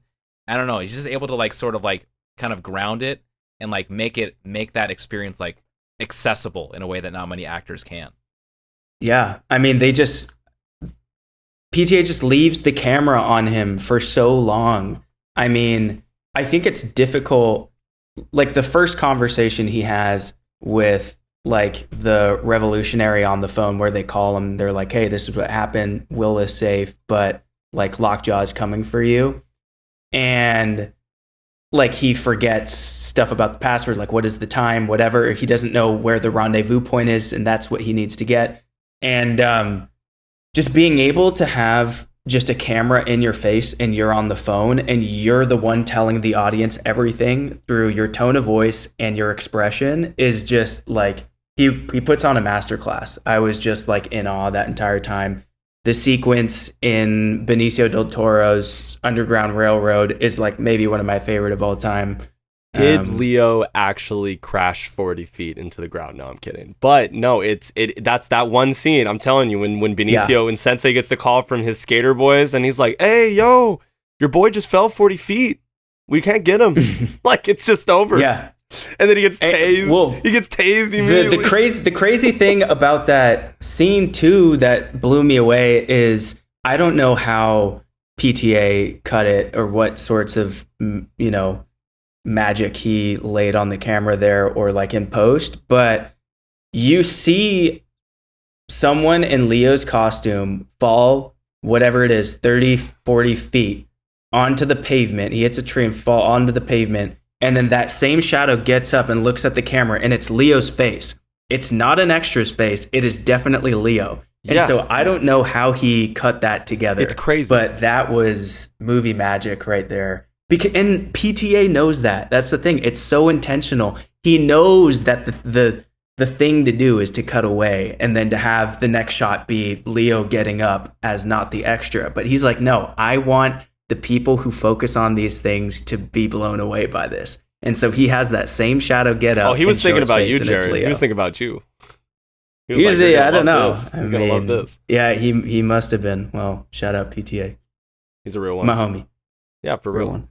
Well, I'm telling you, this whole town too is like, obviously it's very cool that I think they're able to, and PTA is able to kind of like show us that they're kind of all one big family. Like Willa takes classes with Sensei, so Sensei knows Bob, and then Bob knows these people, but then Willa knows people in the school that also know Sensei, and then they know people who are part of the Underground Railroad. My God, it's late, my people. Road. Yeah, the underworld has arrived. But then it all encapsulates. What's the thing he says? He's like, we kind of got a Harriet Tubman Latino situation. Yeah, that's exactly what he said. We got a Harriet Tubman Latino situation going on. But there's even that one lady, and this is one of my favorite parts of the movie, is when the one lady's like coaching Bob's clueless ass on how to get out of the situation he's in, and she's just like a public health worker, and she's like, "You have a headache, right?" And then he's like, "No, I got.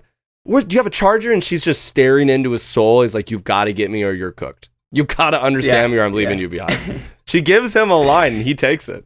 He's like, "Yes." Yeah. You're talking about when he gets tased and is like post tase. Yeah. Well, the one thing I forgot who I was talking to, but the second time I watched it, I realized that like he gives a fake name. It was like Peter Parker, whatever it is. And then like Batman. Yeah, Batman. Yeah, whatever. And so like he gets in front of this lady, and like she starts calling him by the fake name, and then just goes Bob, and then he like wakes up, and he's like, "Oh, okay, I'm paying attention now." Like, "Oh, you have a headache?"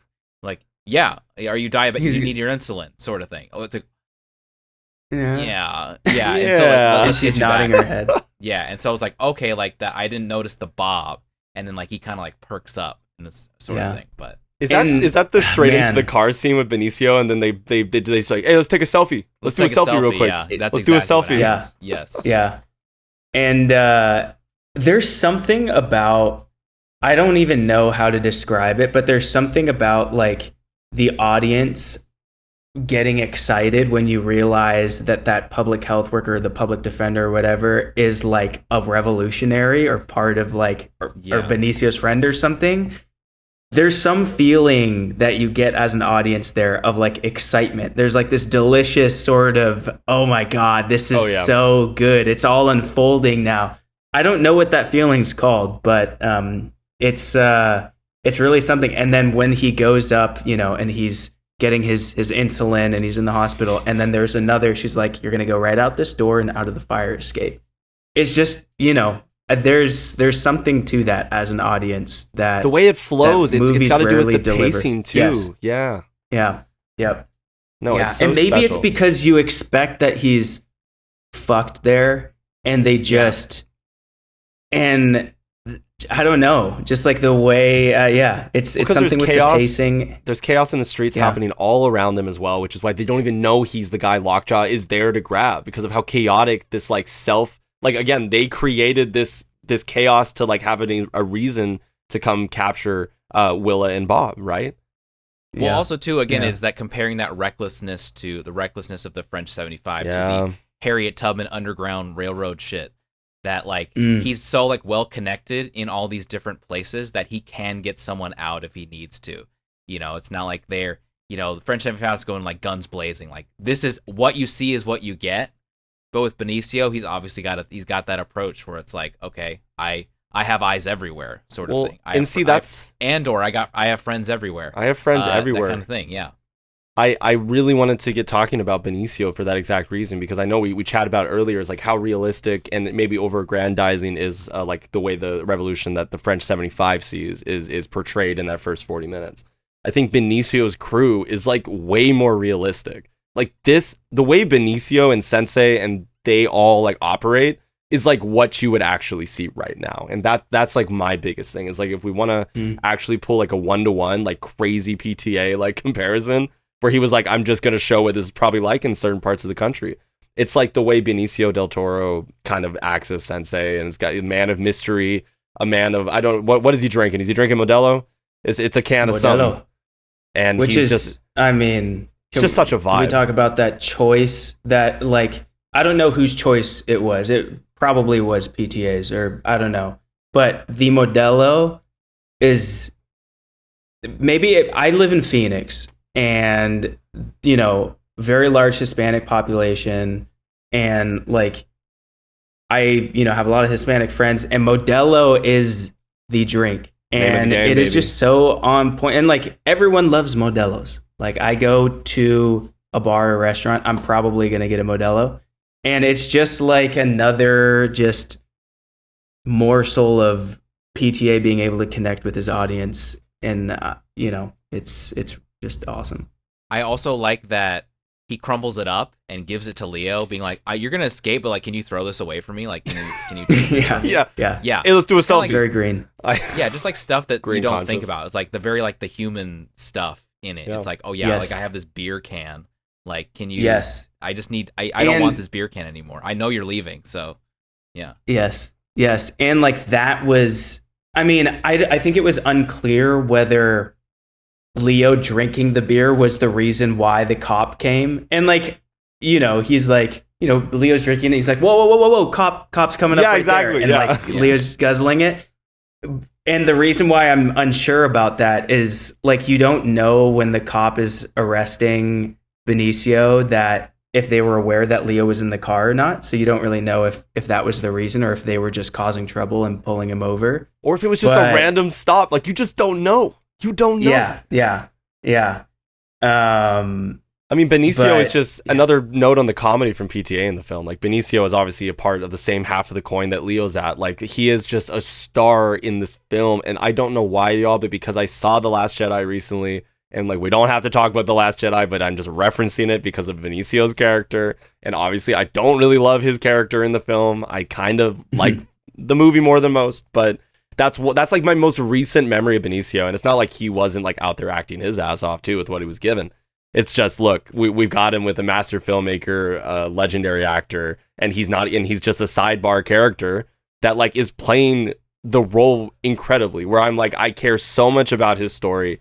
I don't want spin-offs off of this movie, but if we got one, I'd like to see a Sensei TV show, because he's just got the charisma. I mean, he's so funny in the entire time the cops stop him, and he's doing his little fucking dance, and he's talking about, oh yeah, maybe I drank a couple, and he's like, just a couple beers, a few small beers. He's so cheeky. Yeah, he's a cheeky bastard. Yeah.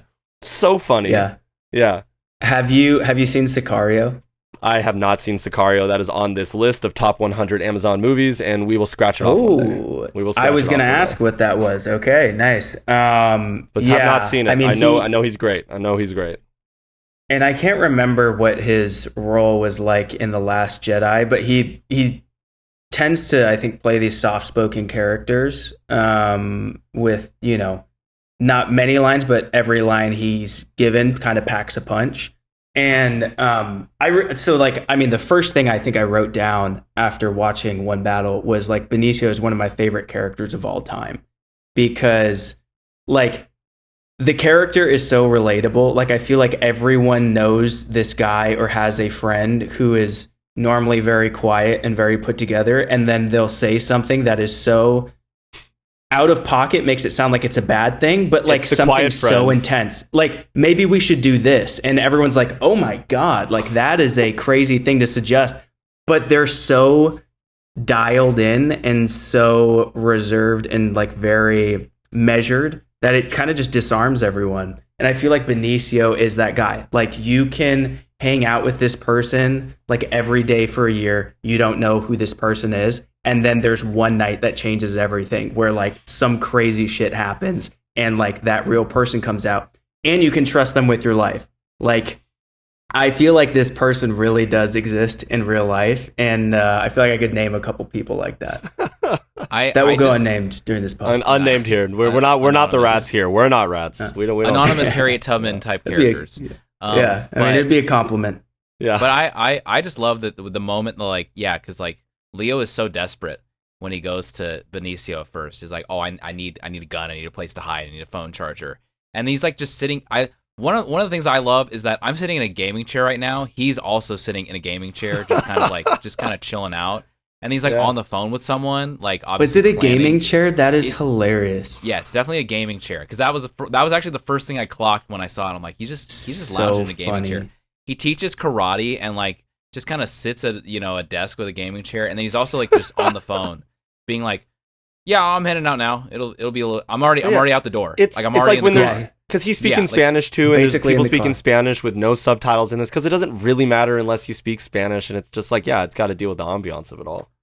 Well, yeah, and then also Yeah. he's like, Leo's like kind of like lounging around. He's like trying to run around this place, and he's like getting down and all this other stuff. He's like, "Oh, like you're in trouble. Okay, whatever." And then he turns off the lights, and he's like, "Hey, feet off the tatami, man. Like don't, Yeah. like, Don't get on the tatami." So like he's got man. like he's very composed. He's got his priorities straight. Like he's gonna help him out. Like but he knows what he's doing, like the entire time, and just like, hey, like I got tomorrow. This is still gonna be here. I need to keep lay your feet off that. I don't want to clean that. Yeah. Yeah. It's really like the contrast between those two characters is incredible. I mean, like Benicio is the most measured person possible, and Bob is like going absolutely insane, and he's army crawling on the mat, and yeah, Benicio's just like, yeah, we gotta go, yeah, just like very 3-word sentences, and then I mean, obviously, like as we get into the sort of Harriet Tubman situation, which is so cool how they set up, by the way, like, Oh yeah. they make it seem like as you said earlier too, you were like, it's the most sort of like almost realistic thing that you might expect out of something like that. Like, and even just like literally and physically, geographically, as you move through this building, it opens up. And that's what the entire movie does this entire time, is like it opens up into new things. And yeah, I mean, just like it being a convenience store front, but it's like all this whole thing in the back. It's just like It's a whole operation. You feel like it never ends. Yeah. I mean, it's like it's too like, look, this. I know we're waxing poetic about this film because it's just that good. But I mean, there are moments in this movie that, like, as much as it's been fun to talk about this, like I felt miserable because of how constricting it sounded. I mean, look, Benicio and the comedy from Leo are great, but like I want to return to talking about Lockjaw, and obviously our favorite Christmas adventurers. I think they have a different understanding of my enjoyment of Santa. I think they mean something else when they're talking about it. You feel me? But obviously, like Hail we Saint already Nick. Hail Saint Nick, Saint baby. Nick. I really, I look forward to December 25th. I just don't think I say that to grandma, on Christmas morning. And I think this is the one part of the movie where it's like, it's almost like so on the nose that I love it. But of course, like, I think it returns what you're saying, Jared. Like, there are parts of the movie that I also agree are like, yeah, like he's not hiding. There is no bouncing around the like supremacist group. Like, and for it to be the Christmas Adventurers, one, hilarious. I love how the grandma or mom is upstairs just like asking about just regular ass neighborly shit, and they pull up in this big house, and then they've got this like dungeon, this like man cave where they're just talking about, and like they're all like, people are about to go out, like they could just be golfers on like on a Sunday afternoon, right? They've got that kind of garb on, but they're just heinous individuals. And like Lockjaw, for as like antagonistic and scary, and as much as I don't like the dude as a character, right? I mean, I love the character. He's written to be like, yeah, why would you like him? He's so ridiculous, and like you said, he's a character of all these different like character, like, again, Vince McMahon. That is like the 1-to-1 comparison for this, with little RFK in there. I really feel like Lockjaw is so like tragic in the sense of how it ends, but we got to talk about the Christmas Adventurers first, because what a scene. What a scene. Yeah, I mean, absolutely hilarious. I mean, watching it in the theater, it really made it feel like a communal experience because everyone was laughing at this. I mean, I'm sure it was for you guys too. And absolutely same. Yeah, and I mean, like, again, like the needle drop with, when he goes into this house and then it opens up into this bunker, war room, whatever, and they're talking. I mean, that's like the most like, it's the gift that keeps giving to, keep it in the Christmas. Yeah. Yeah. That's the most like, again, like the Hark the Herald Angels Sing, like, especially in the context of everything we've already seen, and you're just like, oh, like, you want the banana pancakes? Like, yeah, like I'll have them after you go. And like the song is playing the whole time.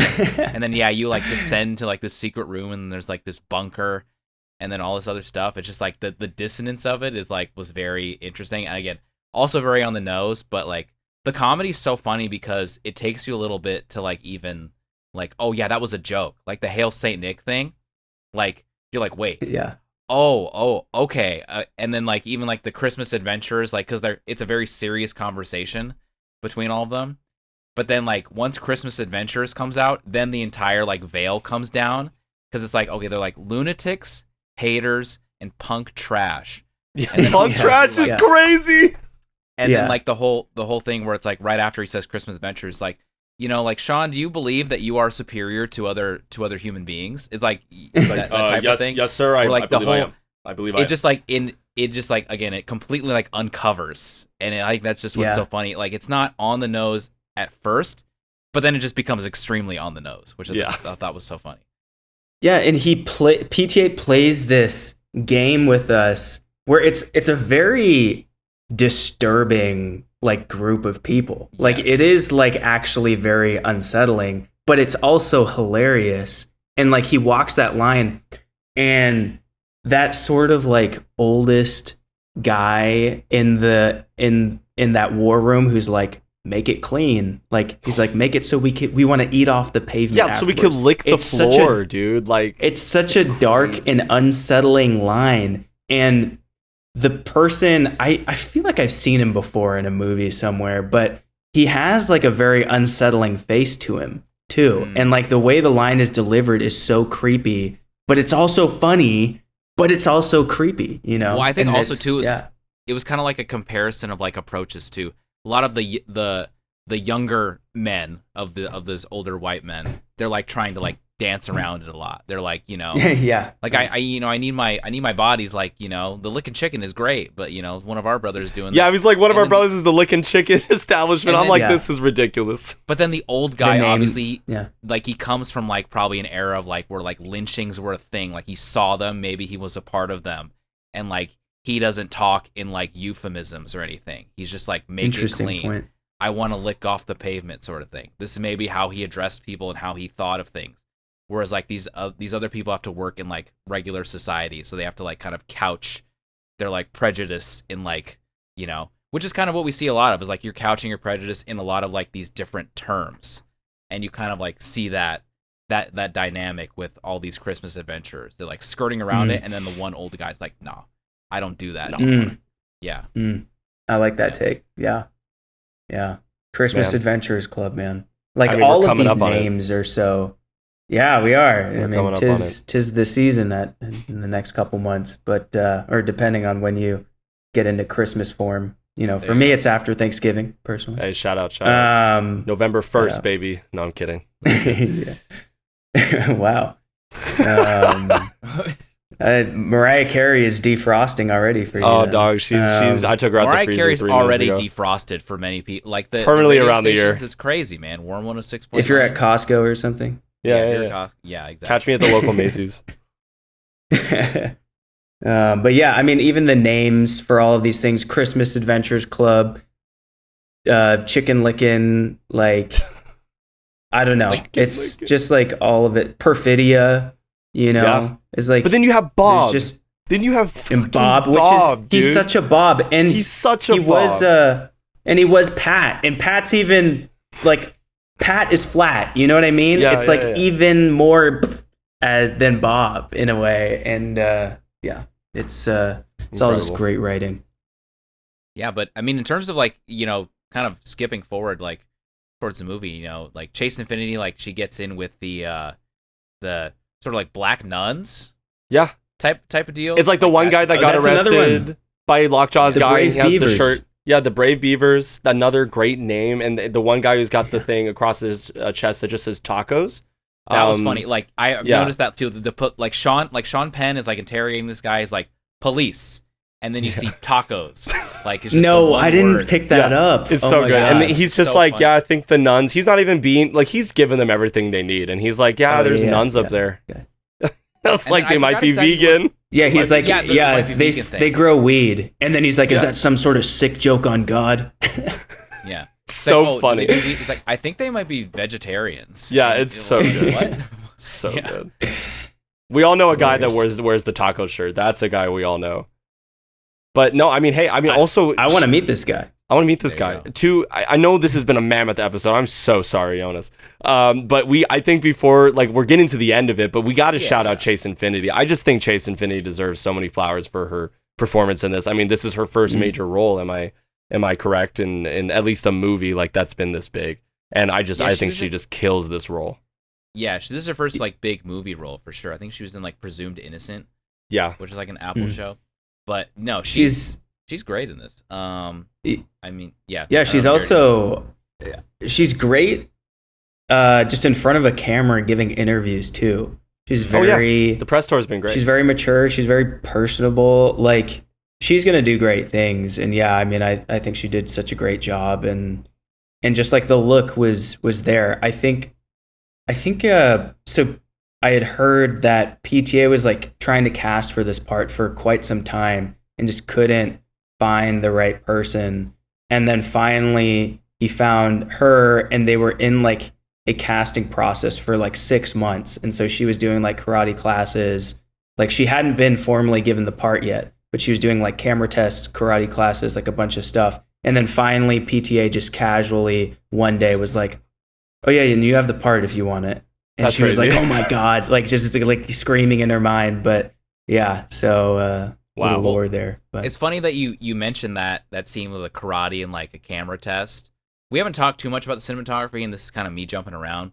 But there's like this the first scene that she's in, she's like doing karate, and she's like doing like a kata, she's doing like a routine, and you know, there's like a certain way like the camera like zooms out and like zooms in as like she finishes, and then it like there's like a cut to Benicio and like, oh, you need to breathe, you need to do it again, and then it repeats the entire like camera movement again.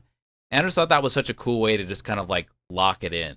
It's like, you know, like there's like this video about like David Fincher and how like every time like, you know, if I were to like move my head up, like the camera's gonna follow me as I tilt up, sort of thing.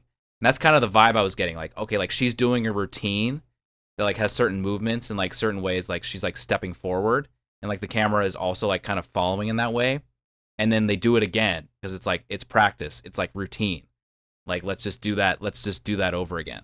I just thought that was interesting. Like, you know, like Paul, like I was talking a little bit earlier about like the PTA like long sweeping shots, and I feel like that kind of moment was like the subtle version of like that. Yeah, and you get the needle drop there too. Yeah. So the other needle drop. It is very classic PTA there. Yeah, you're right. Can you all inform me if PTA has ever done the camera movement where you put the camera on the door, and then every time a door shuts, no one actually shuts the door, it just shuts on its own from like the momentum of the skirting, or like the way a car stops, like a door will slam, and that happens like 7 times in this movie. That does happen a lot in this movie. God, yeah. a door doesn't close itself at all in this movie. Yes. I mean, that's my favorite shot of the movie is when Willa gets back in that like Dodge Charger or whatever, or like that Camaro. I don't know what kind of car it is. And she's driving away, and the camera's mounted on the door, and she's driving, and then it swings shut, and it's on her face. And I think that was my favorite shot in the movie. And like she completely locks in there, and then she gets the hell out of. That's after she was captured. She's got that look in her eyes. Yeah, no, when she gets dropped off, Lockjaw's kind of like trying to pass her off on this other dude. I think it was like saying that he was native, right? And he's like, oh, but he's kind of, you know, he's a bounty hunter. He gets it. He's with us. And then he has a whole change of perspective. I mean, shoot, there's so many little things like that in this movie that would make this conversation 5 hours if we actually got into it. Yeah. But no, that's like the lock-in moment, and like Willa as a character is like so locked in from going from like being like, I don't even really know what's up with my mom and like our whole history, other than like the basic safety things that Bob kind of teaches her, right? Like you've got to know, like when Gina Hall's character shows up in the high school, I'm like, I'm already pumped up from Obama, and here I am. I got to see them try to escape from all these guys. So that all encapsulates in that final like 15 minutes of the movie, or it felt like 15. It's probably like the last 45. But the whole chase scene, everyone's glazed it enough on the internet, but would you like to add to that? But I just want to, before even that, just like the desert cinematography of the entire thing. Like even that scene where like Lockjaw and like the native dude meet up to do the exchange. There's like that wide shot where it's like, instead of like watching them talk to each other, it's just like a picture of the cliff. You know, it's just like, just and they're the tiny. rock. They're like ants. They're cool. Yeah. I think living in Phoenix and in the desert, it's made me appreciate that landscape so much more because, like, I mean, the Pacific Northwest is one of the most beautiful places in the world in its own way. And so is the desert in its very unique way too. And yeah, I mean, there's so many cool landscapes. I think, PTA obviously with There Will Be Blood, there were lots of cool landscapes there. And then you get like the Coen brothers that shoot in the desert a lot. But a lot of these filmmakers like shooting in the desert. It's probably cheaper too. But yeah, I think most of the movie was shot in like El Paso, right? Which is a border town. It is literally right on the border. I don't know if you guys have ever been to El Paso, but you fly in and you can see Mexico like right in front of you, basically, just across the highway. Yeah. So it's like it literally the definition of a border town. Yeah. Literally, yes, exactly. So yeah, I mean and I guess this is I don't know if we're gonna cover cinematography later, but like I think like for the first half of the movie, like there's nothing. The cinematography is great in the sense that you're not noticing the cinematography because it's keeping up with all the action, or at least like the first third of the movie.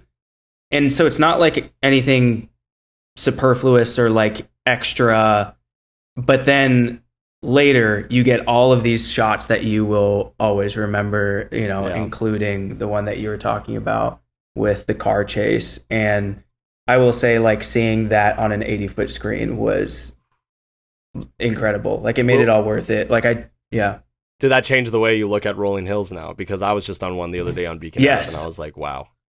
Yes, I'm just looking in the rearview mirror constantly. Yeah, seriously. So. Oh my god, you're catching up. There's some times where like you drive up the hill and you don't know what's like on the top of it. It's the Christmas Adventurers Club waiting for you. I was just thinking about that because every time it's like, oh, it's kind of like not like a horror, a horror type thing where it's like you're not sure if you're gonna get jump scared by something that you see on the other side, but it's not like. It's not like a Baby Driver type car chase scene where, it's like there's like crazy, like they're stealing cars, they're doing drifting, they're like doing some like really just out of the box like stuff around a city. It's just like three cars following each other, like at just at high speeds down an open road. And again, you're just like looking at the hills. You're just looking at the hills, but then like, you see like the relationship because like the road is wide enough and the shot is wide enough to where you can see like where everybody is. So it's like a very dramatic car chase, but not in a way where it's like unrealistic. I think like the fact that it's kind of like grounded in realism is like a big achievement. And the fact like it's so interesting to watch, but like theoretically you could just see, like you could just point your phone camera at these three cars and it just wouldn't look that interesting is like kind of a testament to how well that scene is done. Yeah. And they're very far apart. As in terms of like physically, like I think it's just like another testament to how different PTA thinks about his filmmaking. Like, the classic car chase is to have these cars, 3 feet away from each other, bumping into each other, people shooting out the window, but he just like created this intensity out of like the landscape there, which is so brilliant. I'd love to hear more about how he came up with that idea. But yeah, I mean, beautiful scene. Yeah. I mean, even it's just the incredible. Ways he does like, even just the way he does like simple scenes, like we haven't talked about like when Lockjaw gets absolutely shot in the face, but like, he just crazy. He's just thinking about his own thing, and then the dude just pulls up next to him and just boom, and then the car just like flies down the down the hill. I'm just like, wow. Like not even 30 minutes after he was screaming at Willa about how he was meant, I have a higher calling, like to the Christmas Adventurers Club. Oh yeah. Or one of my favorite lines is just like, why is your shirt so tight? Yeah. And he's like, I'm not gay if that's I'm what not you mean. gay. I'm not a homosexual. It's perfect. I mean, it's almost perfect writing for what he's trying to go for there. And it's like, damn, Willa's just being like, yo, you good? No, I'm not. I think real quick on the car chase though, I think it was another thing that was like interesting from a storytelling perspective is that like whoever the Christmas Adventure Club guy's name is, I can't remember. It's unclear what his intentions really are as he's following Willa up the hill. Like, you kind of see the gears sort of turning in his brain, some suspicion, but there's no reason for him to actually, catch up with her and for him to actually, chase her down or kill her. He has no reason for actually doing that because he never saw her. And at the same time, she doesn't know who this car is behind her. So both of them are completely disconnected from each other. Yeah. It's just a very interesting way to build tension. And it's like very psychological. And it really makes PTA make the audience do the work on what these people are thinking. Yeah, I just thought it was pretty interesting. That's a good point, because technically the mission was to kill Sean Penn. And like, he's already shot him in the face, and like, now he's just chasing this person. So that's true. I didn't even think about that. The fact that like there is no like real stated purpose for why he is chasing this person down. Well, and Willa obviously has probably got to assume that this souped up mega car it's chasing her is like obviously associated with the tomfoolery that she just had to go through like recently. I was like, who knew what that group of guys was gonna do? I mean, probably like, like take her out. Like, it was just, that was a part of it, and that's why the guy steps in. But her like line of thinking has to be like, anyone who was chasing me in the middle of this freaking desert is an enemy. And it's like, damn, it's almost like you're saying it now, and the end of that race like ending the way it does with like I didn't even think that's how it was going to end. Car parked, she's had enough time to get out, and she's posted up waiting for this dude to come out and just be like, what is happening? Right. I mean, does she even really know at the end? Because she has to like get verification from Bob once Bob arrives that that's her dad.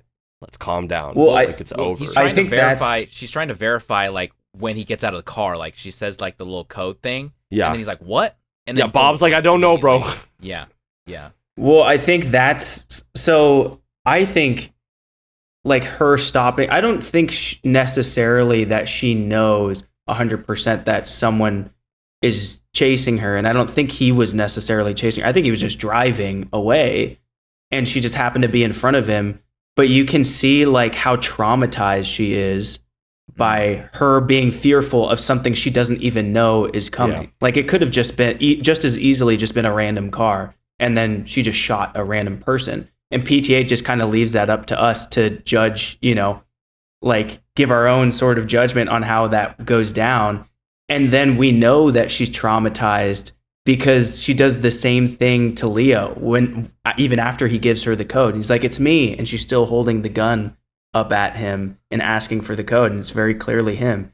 And so like, I just thought it was cool how he really just makes the audience kind of like fill in how traumatized she is by the entire situation. Well, again, Chase Infiniti has it all in her eyes. I mean, like, it's her, the close-ups on her face because of like how like she got the buggy eye thing going on, but it's like in not a weird way. Like, it's, absolutely someone who's had this happens in the course of a day. Like, the one battle after another, like, experience happens over the course of like a day, right? So it's like, if that's all you're experiencing and you've had this much, like, trauma is the best way to put it, because the human body cannot put up with that much stress. And it's like an unreasonable amount of stress, not only to put on a teenager, right? But someone who already carries so much, and the knowledge that she was born into this family. Again, it's like maybe one piece of commentary we haven't touched on, right? Again, we could keep going for hours because of stuff like this, but it's like, what is her interpretation in the world of what her role is, just because she was born into a family of people that were involved with the French 75, but like, who knew what Chase Infiniti's character, what she was going to become, right? Like, eventually you find out at the end of the movie, she's kind of following in the footsteps, which again, I think puts me in a position where I'm like, okay, this is a fictional country with fictional things, but obviously like similarities to where we live.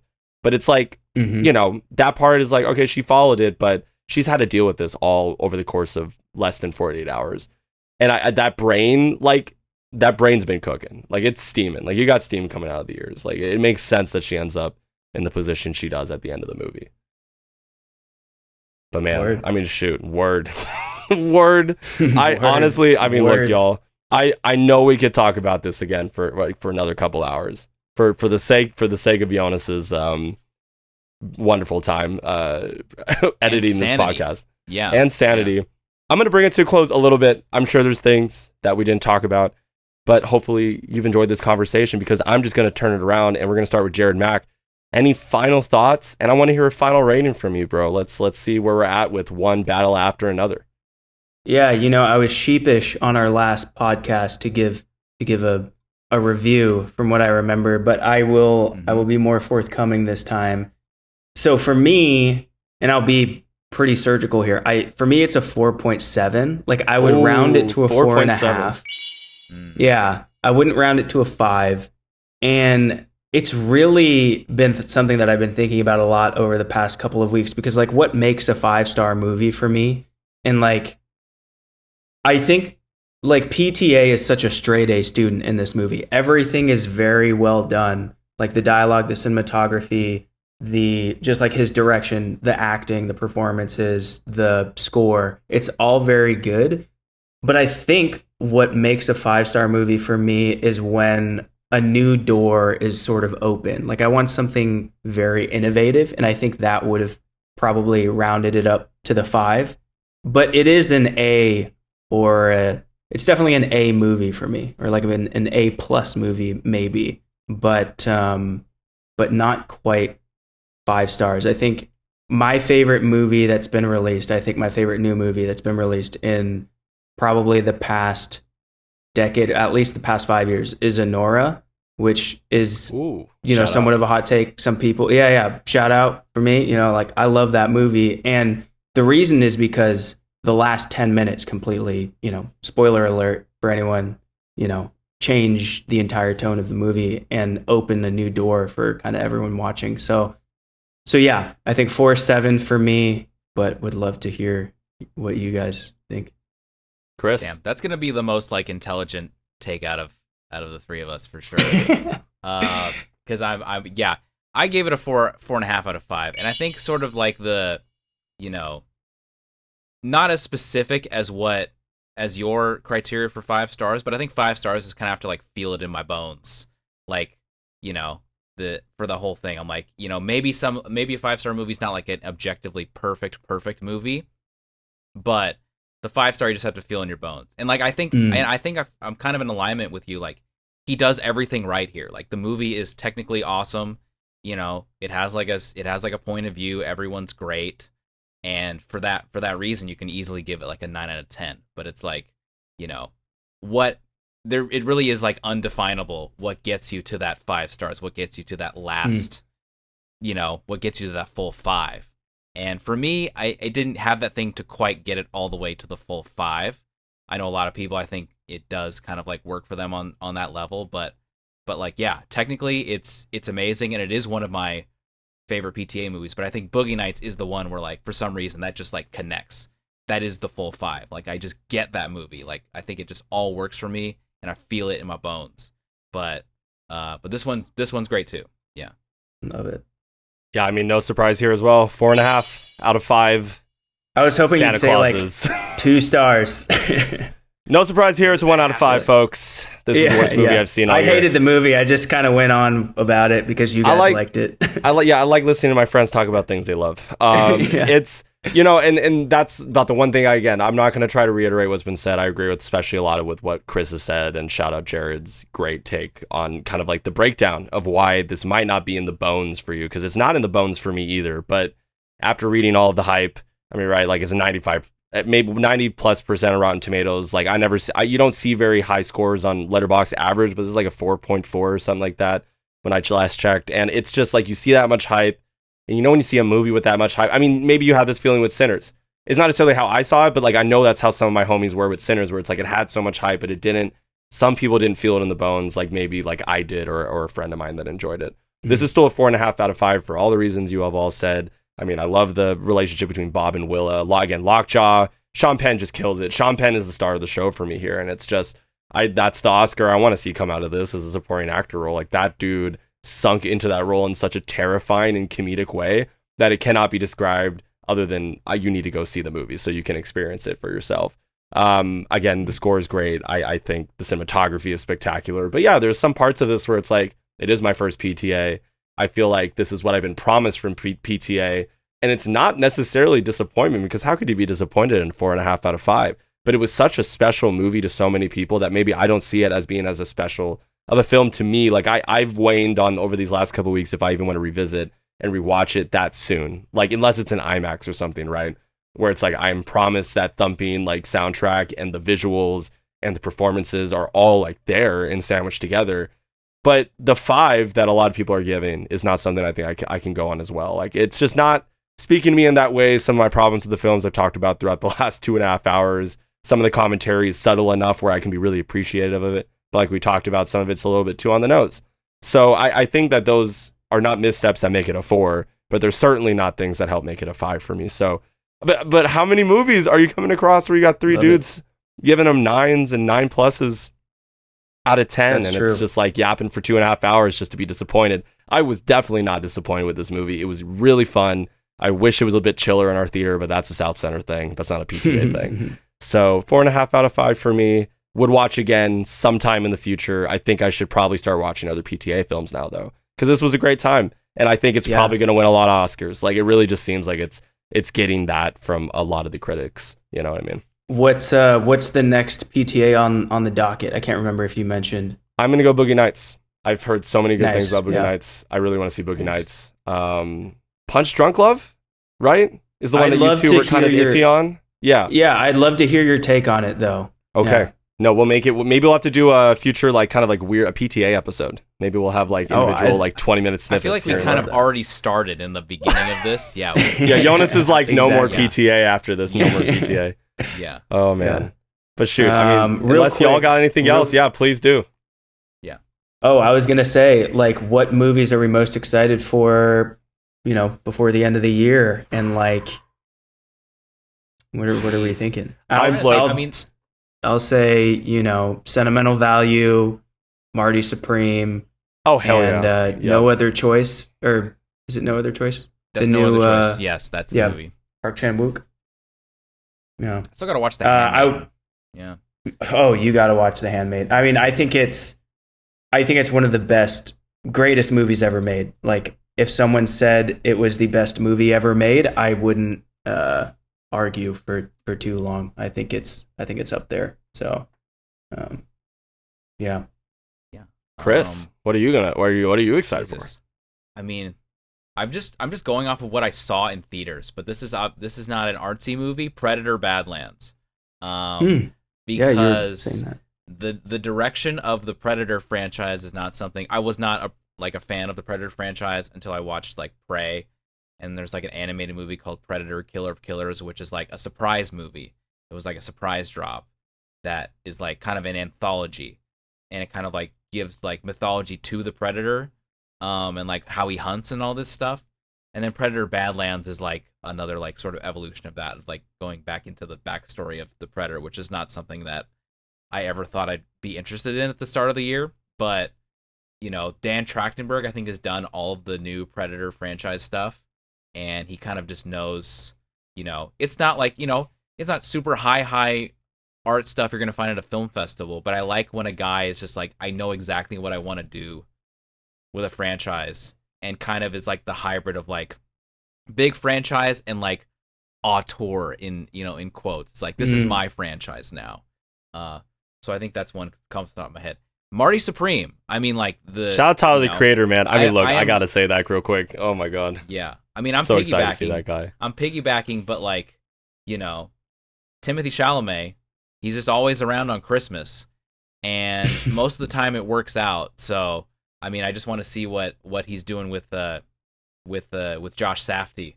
So obviously you got the Smashing Machine. They're kind of like dueling movies at this point, with people who really want to go for Oscars, which is very interesting. And you know, this one's been getting mixed reviews, but like After the Hunt, I mean, that was one because I'm a Luca fan. Io Debris in this as well. Like, I just want to see what I think of it. Like, it doesn't seem like everyone's like a, you know, and I'm a Luca fan. It doesn't seem like it's like a top to bottom like masterpiece. Everyone's like, this is incredible.